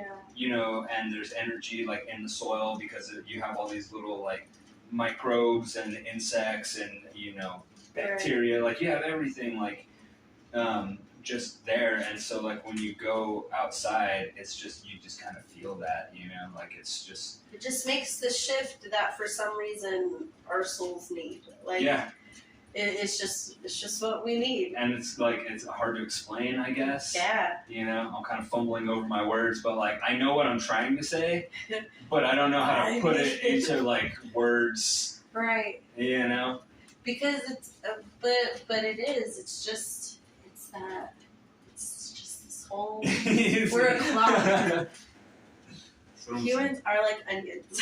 We have layers. Yeah. Shout out Shrek. But actually, speaking of Shrek, like I was playing that. I mean, this is totally off topic, but I was playing that song, that Hallelujah song by Jeff Buckley, and I recorded it and I put it on Instagram, Facebook, or whatever, and I totally forgot to shout out Shrek. Wow. I know, like that was the first time I ever heard that song. And then it was just like a really fun song to play on the guitar and like fairly easy chords, like super like kind of beginner chords. Yeah. And then if you follow, there's two general like finger picking patterns that you can. There's like definitely more complicated advanced ones or whatever, but there's generally two that you could follow that makes things like sound good, or like you can kind of like really make any song by just using those two like kind of patterns or whatever. So, but anyway, yeah, shout out Shrek. Shout out Jeff Buckley, whatever. So, Great. So yeah. So what have you been up to lately? Well, you just went to EDC, didn't you? I did. What go is to that? EDC. Is that Electric Daisy Carnival? Isn't that so. what it stands for? I think so. Dance Carnival. Oh, is it? Okay. I don't know. I have my EDC. You know what I'm talking about. Yeah. Hashtag EDC 2022. But my last guest went to EDC. I was actually gonna talk to him about that, and I was gonna talk to you about that, and then one of my future guests, who's a friend of mine, also went. Yeah. So I was gonna talk to you guys about it, just get like the perspective. I wasn't able to get it from my last guest because we're talking about other stuff. But so how was that? I've never been. I don't know anything about it. It was my first time going this year. Oh, okay. It was amazing. Yeah. It was just great. A lot of people were just super friendly. Yeah, I mean, it was a mix. You get people who are just like dedicated. I'm going to the front. They're gonna push you, get out of your way, kind of thing. Like they're on a mission. They're on a mission to be in the front, to be in the crowd, to be, And I'm not that anymore. So like I really stayed on the outside.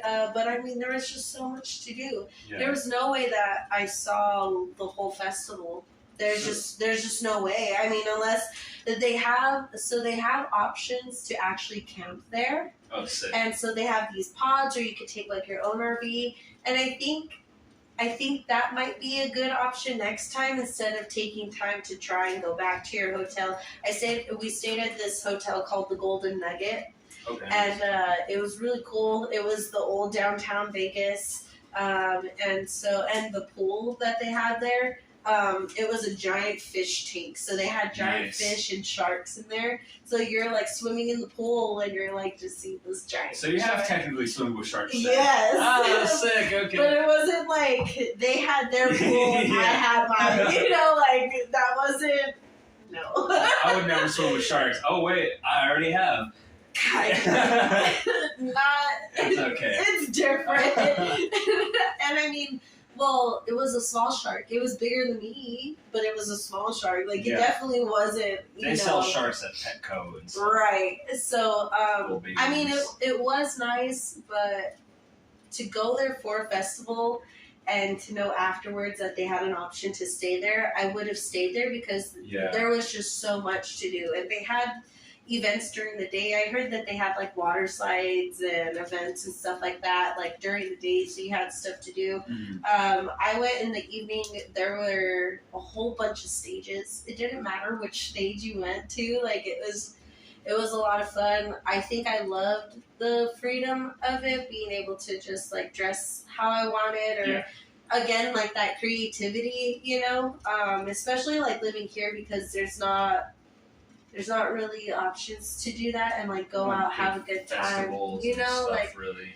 Yeah, it's usually outskirts or, and if it is, I mean, we have like the wine fest or like the fair, but you don't really like, you're not going to, and I'm not a big fan of El Paso. I'm not sure what it is. I just don't really particularly like going for like their events. Yeah. And so it was really a good outlet for me to express my creativity, have fun, see all these different DJs that I never have. I was able to meet a few nice people, a lot from Chicago, California, a lot from California. But it was really cool. I mean, they had carnival rides, sick. They had like the elephant, and I guess that's why they call it the Electric Daisy Carnival. Right. They had a Ferris wheel. They had like the zipper and stuff like that. The two friends that I went with don't like roller coasters, so that's how I actually met random people. Was because I was like, y'all want to go with me? Like, you want to go? I don't do roller coasters, and I don't do the zipper. The zipper will give you a concussion.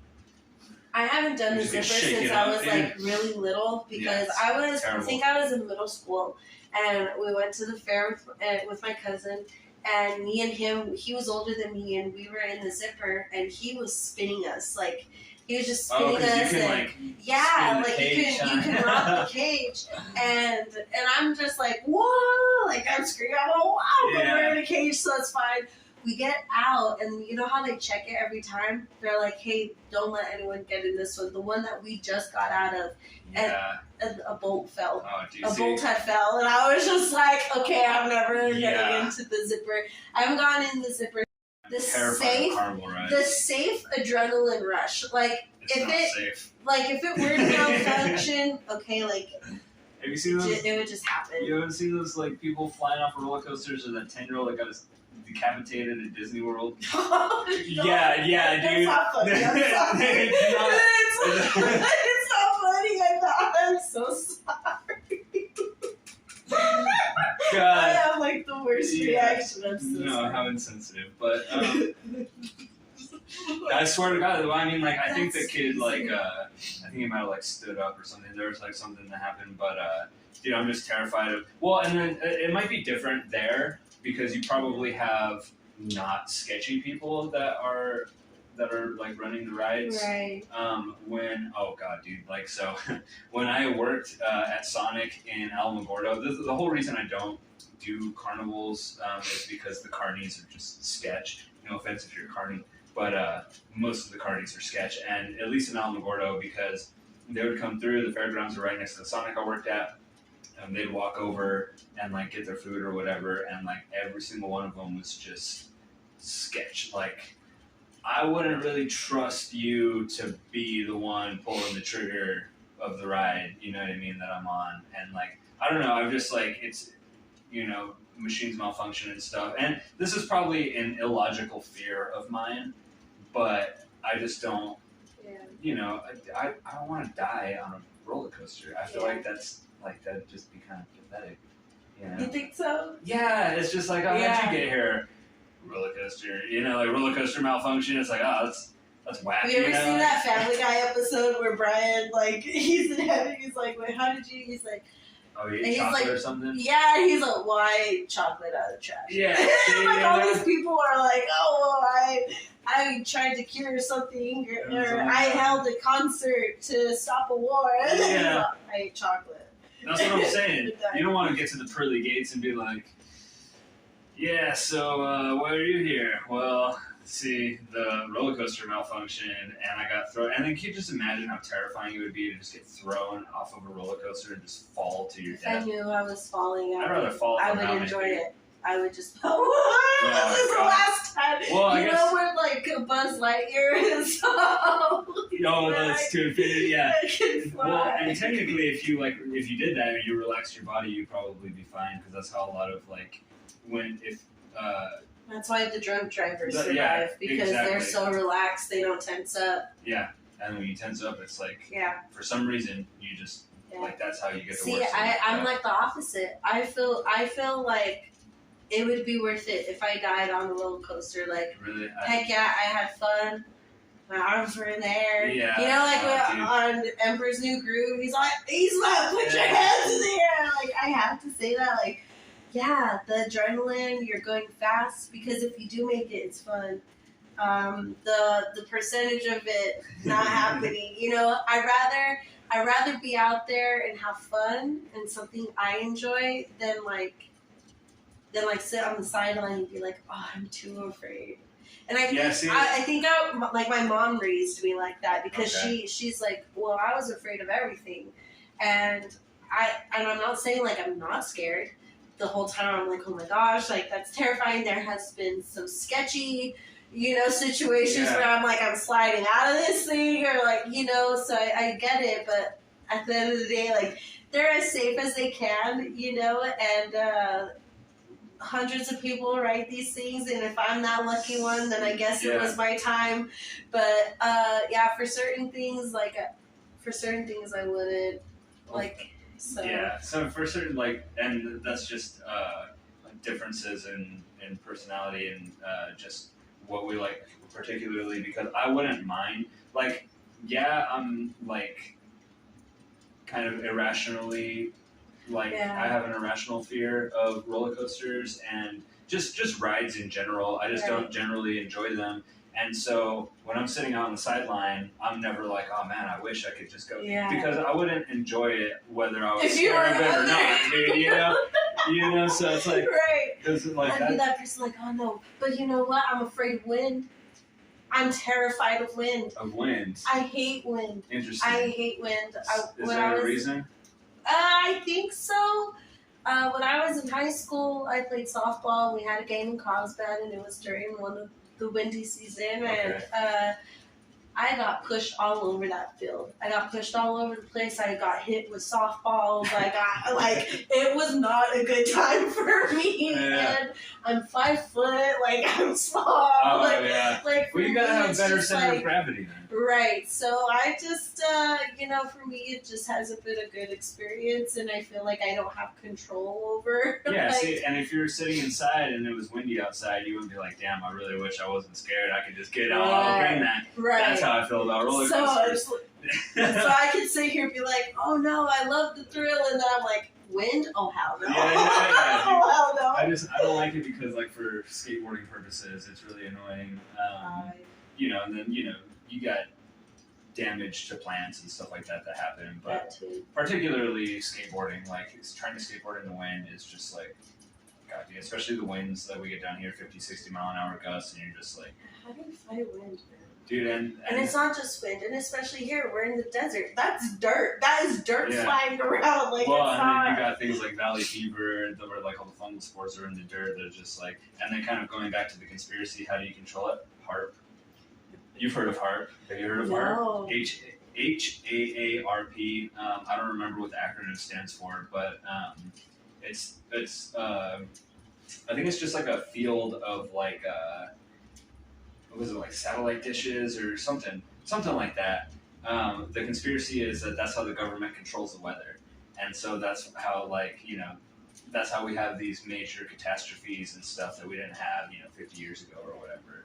I mean, could it? Yeah. Could it be The because you send out this dude. energy? They have all these rays. There's all these wavelengths. Like, they can explain all of this stuff to us, and you don't think they try to manipulate it? Yeah, I believe it. And then they're all, it's global warming. It's because you don't throw away your trash. You don't recycle.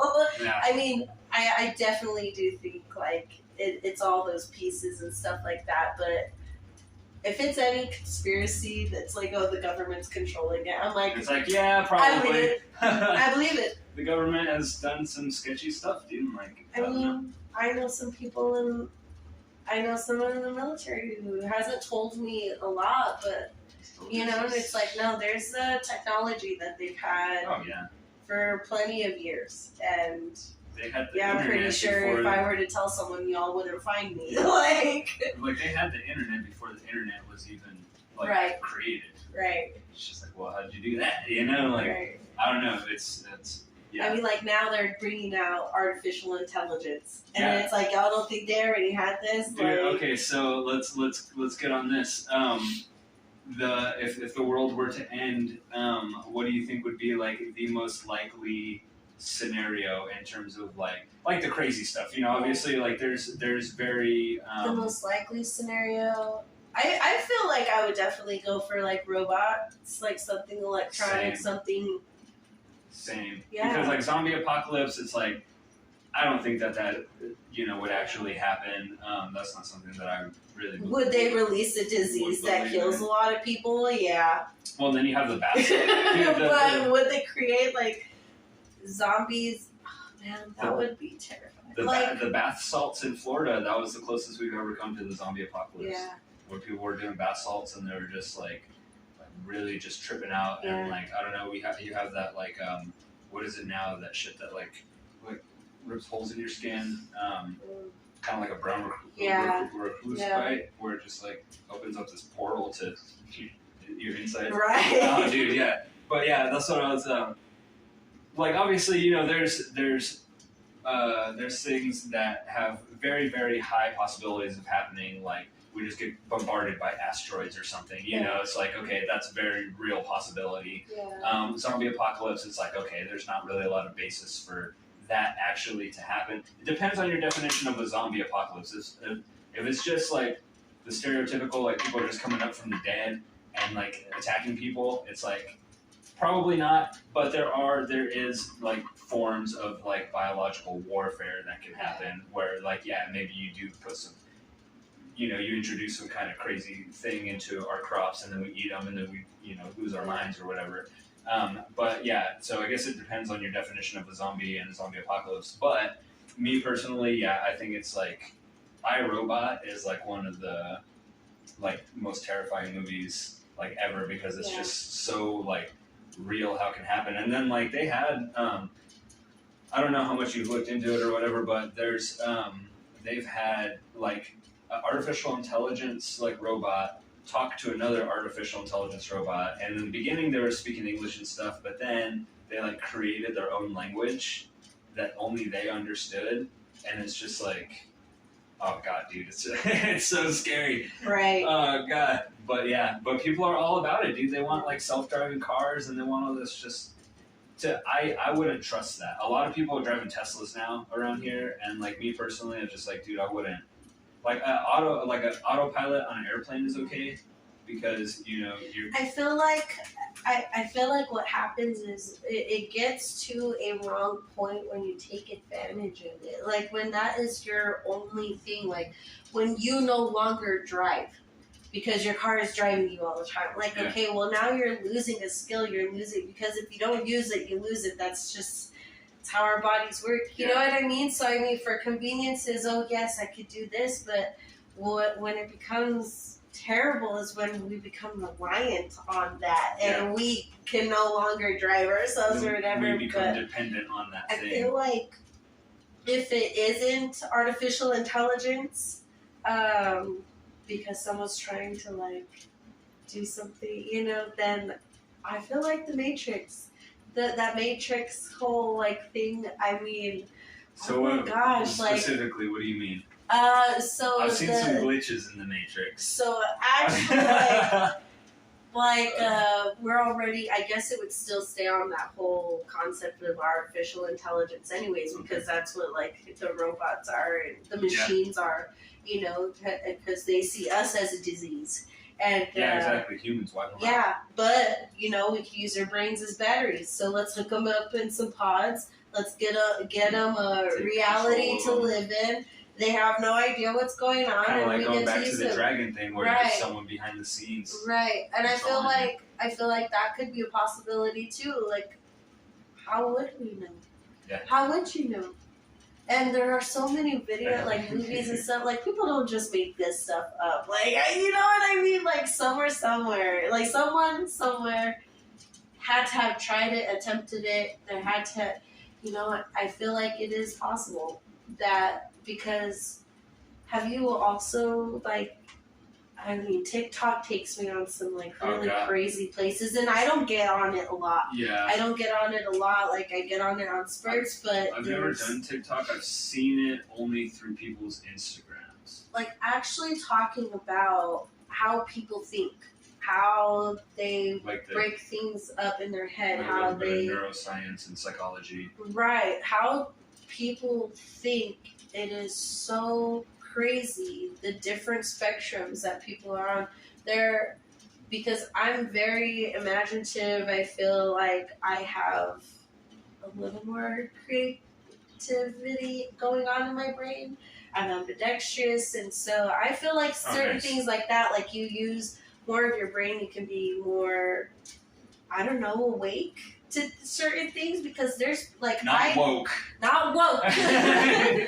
but awake.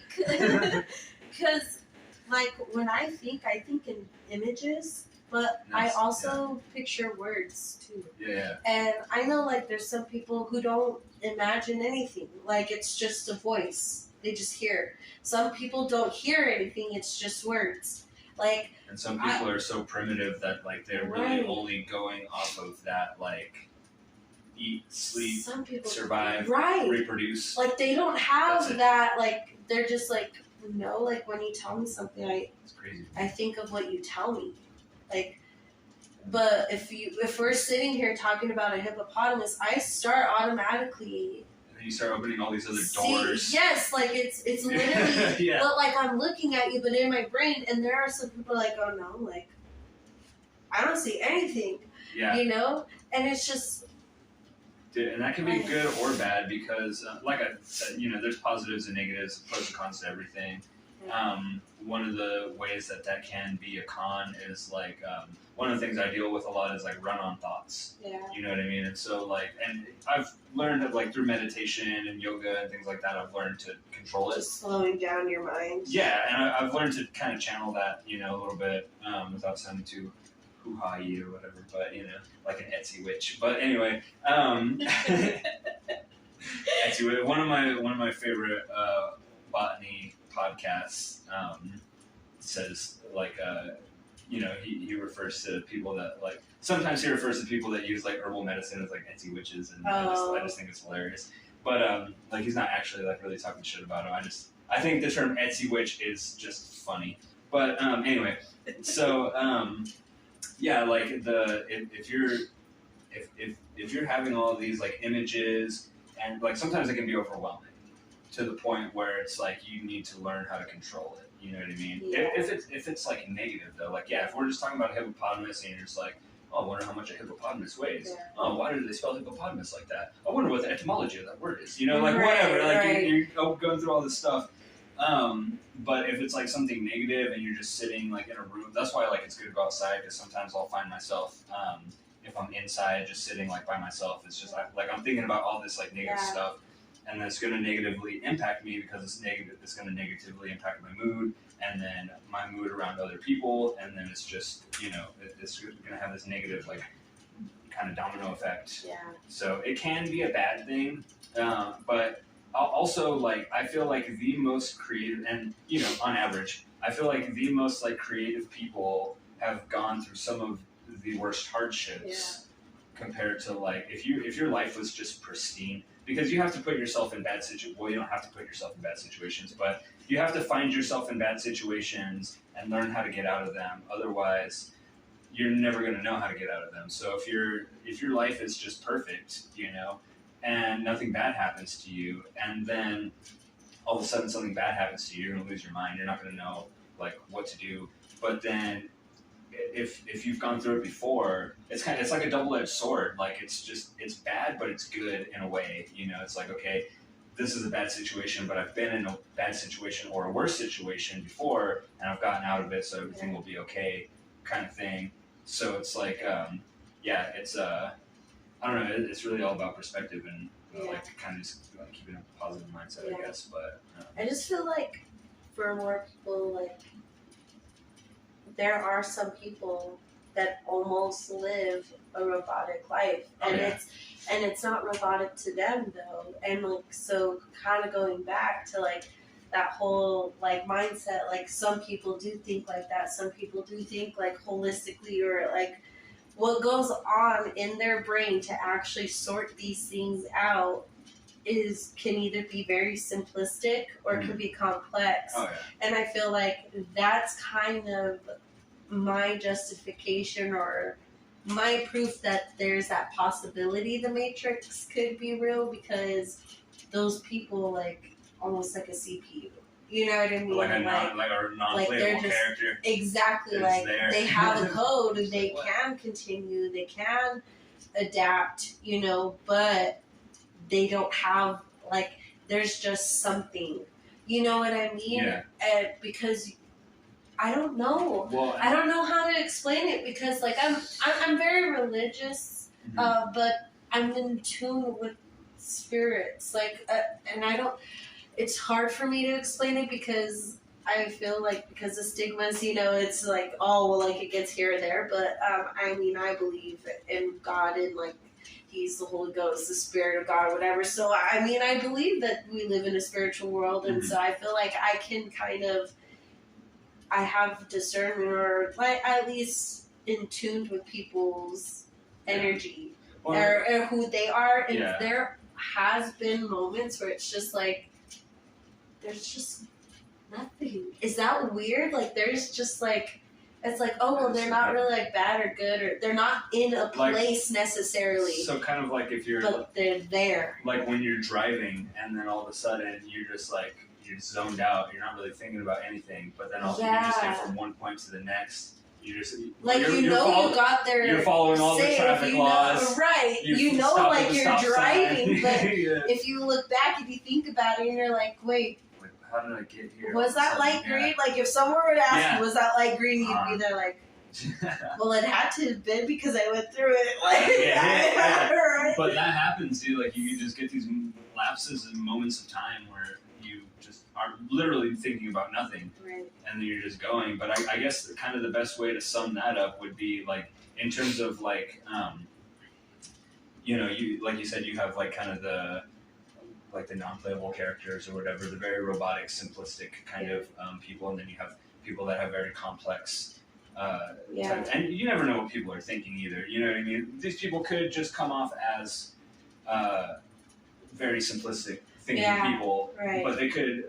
be very complex and just not express it or something. You know what I mean? But if for the case there, you know, to argue the case, I guess if that was true, if there were like simple, you know, one thought process type of people and then very like complex, I guess kind of the best way to sum that up, in my opinion, would be like they say, ignorance is bliss. Right. Right. And so like if you're just focused on absolutely nothing, it's just like, okay, like I'm ignorant. Like if you're ignorant to all the crime and stuff that's going on around you, you're gonna be happy because you're just like, whatever.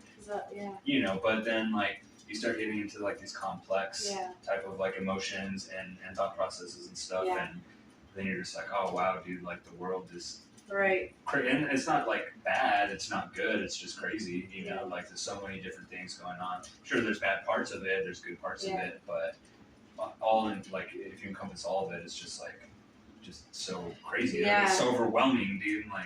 And that kind of goes back to the whole space thing too. It's just like, there are people that, you know, don't ever think about it. They don't ever look in the sky and are just like, oh wow, dude, I'm just one small person on this one small planet, this one small galaxy in this big universe. Be too much. Yeah. But like, it's funny because you brought that up, like that ignorance is bliss kind of thing, because we were playing this game that I got off of Amazon.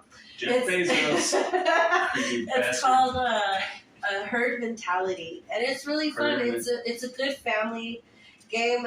Basically, majority wins. And so you ask like certain questions, and if are you the sheep or the wolf kind of right, you know, like you try to guess like what everyone else would write for an answer. Oh, nice. There's not really a right or wrong, but like the majority, will they get points, you know, and the odd man out, will they get this little angry cow? And while you have the angry cow, you don't get points. But I brought it up because there's this question where it says, would you rather be the richest person in the world or the smartest person in the world? And I got the cow.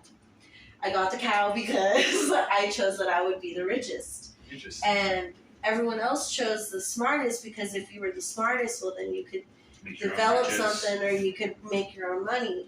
And I said, what I have a problem with is when I'm very well known in something, or I'm, you know, I'm smart in a subject, it's easy to get frustrated or, you know, have trouble because you are so smart and not everyone else is on that level. And so it's very hard.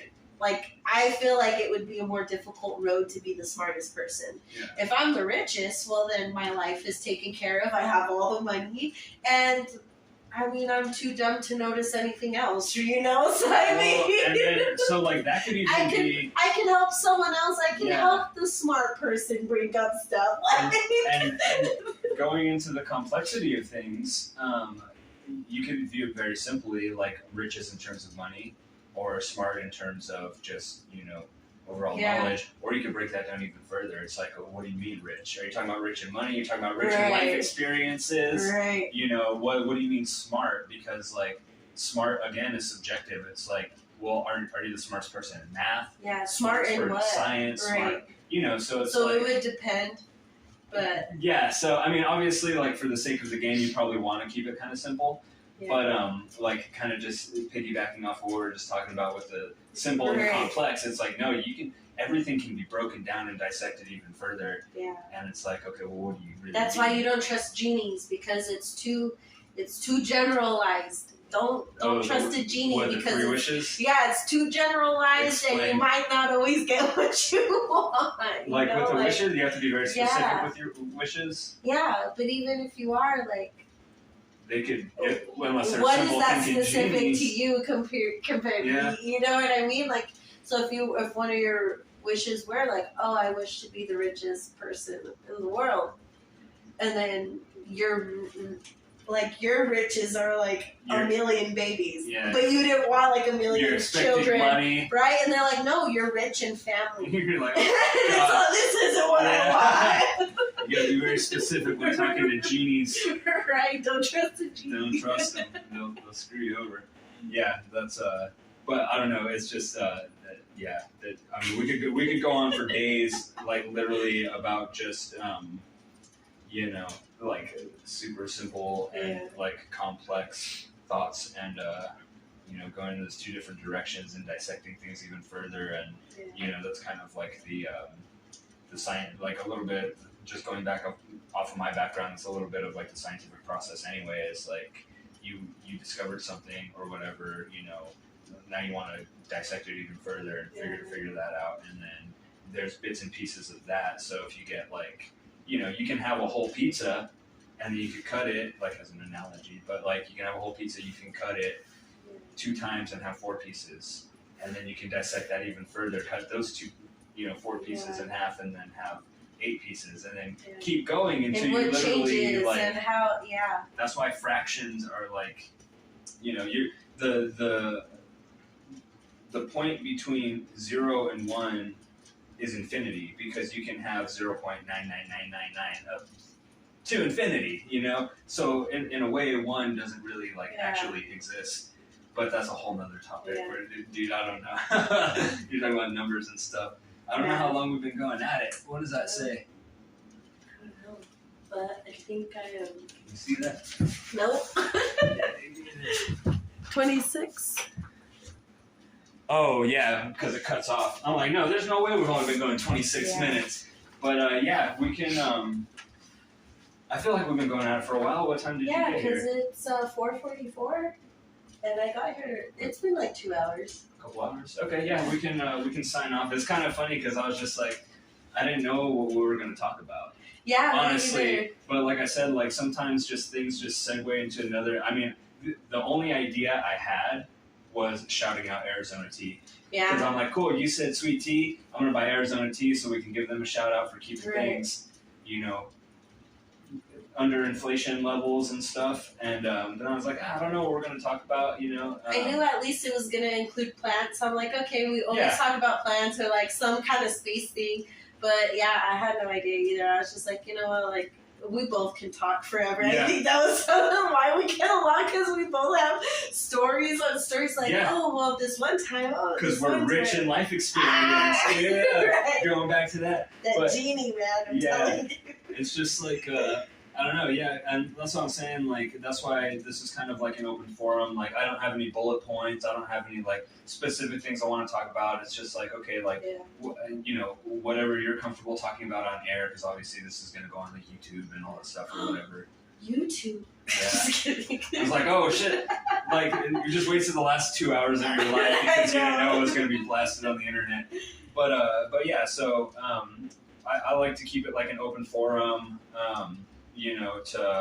to have people just talk about like whatever really they want to talk about, because I can, and you probably can too, like I can relate to people on many different levels because I've gotten, we both garden, we both, you paint, I draw, stuff like that. We're both interested in astronomy. So it's like, I can connect to you on these different levels. I can connect to like my friend who's like a racer, like, we're both athletic, but he does a different type of athletic competition, stuff like that. So I'm able to relate to people on different levels. So I never worry too much about what we're going to talk about. I was just like, I'm interested to see how this goes, because I had a little bit of a plan for the other people in place. I didn't have much of a plan for you. I mean, that's not like a bad thing or anything. It's just I didn't. It's just like, we're gonna talk about whatever we talk about. I know. It is what it is. It's just gonna be a regular conversation. Yeah. So spiral somewhere. Like I said, I think you said that you haven't really watched any of the previous episodes, which is like, which is fine, obviously. But one of the two things that I really kind of like to do for the episodes is, first off, I like to just drink something new every time. Yeah. Just try different stuff, whatever.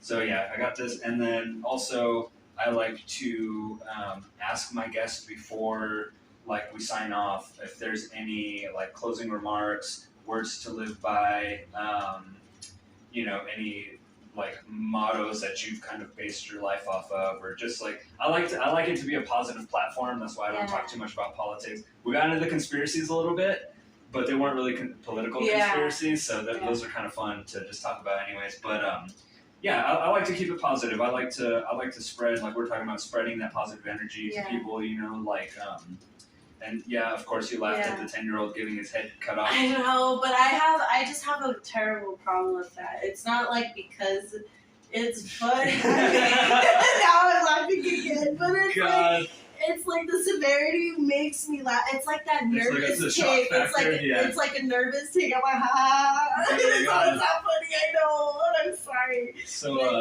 before we sign off, any motto, words to live by, words of wisdom, to live by.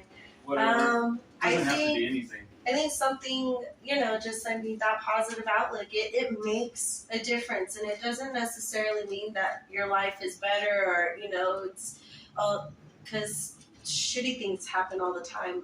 But something that I have recently been trying to work on is what you think is what you say. What you say is what you believe. And what you believe is what happens around you. Yeah. So be mindful. Be mindful of what you accept, what you grow from. And just like art, it can always be better. You can always improve. You can always grow. And you're never gonna be done. Right. It's never over. You can have what you think is a completed art project, but there's always little things that you're gonna be that you could. Yeah. And that's kind of one of the conversations I was having with my last friend too. Or my last guest was like, okay, they say like you're saying like what you think is. What you say is what you believe. They say to never say anything negative about yourself, even if it's in a joking way. Exactly. And I talk shit about myself all the time, just because it's funny. And I don't believe the things that I'm saying though. Yeah. That's kind of the difference, because I know there's a clear line between me talking crap about myself and me, because I always with the old man technology and stuff. It's just that's stupid, blah blah blah. But anyway, so there's that, and also. I kind of like to just end it as well by kind of just giving a moral of what we're just talking about. So based off of your closing remarks, it's the moral of the story for the audience is you're going to manifest whatever energy you put out into the world. And so if you're negative all the time, and you've probably experienced this, if someone just walks into a room and it's just negative, it ruins your mood. Yeah. Even if they don't tell you that you can just feel kind of the tension in the air. If you were to walk in my door right now just pissed off, I'd be like, God, should we really do this podcast? God. But yeah, so the world's gonna give you what you give it, and if you put that positive energy out there and you manifest that into the world is going to shower you back with positivity. And yes, bad things happen, negative things happen, but in the grand scheme of things, on average for most people, you're gonna experience more good than bad. Life is about perspective. It's about perspective and mindset. You're right. So, but keep a positive one. Arizona, yeah. So we're gonna close off this episode. So I appreciate you. We never cheers. I never cheers until the shit is empty. It's all empty. Whatever. Right. So but yeah. So thank you for being on. Thanks for having me. This is the Sleeping Bee podcast, available on YouTube. You're going to find it. Well, obviously, if you are watching it, it's already available on YouTube because you're watching it on YouTube. But anyway, like and subscribe. We'll get some more guests on here soon, hopefully within the next week. And then the week after that, I have a grappling tournament, so a jiu-jitsu tournament. So I might not have a guest on that weekend because I'll be out of town.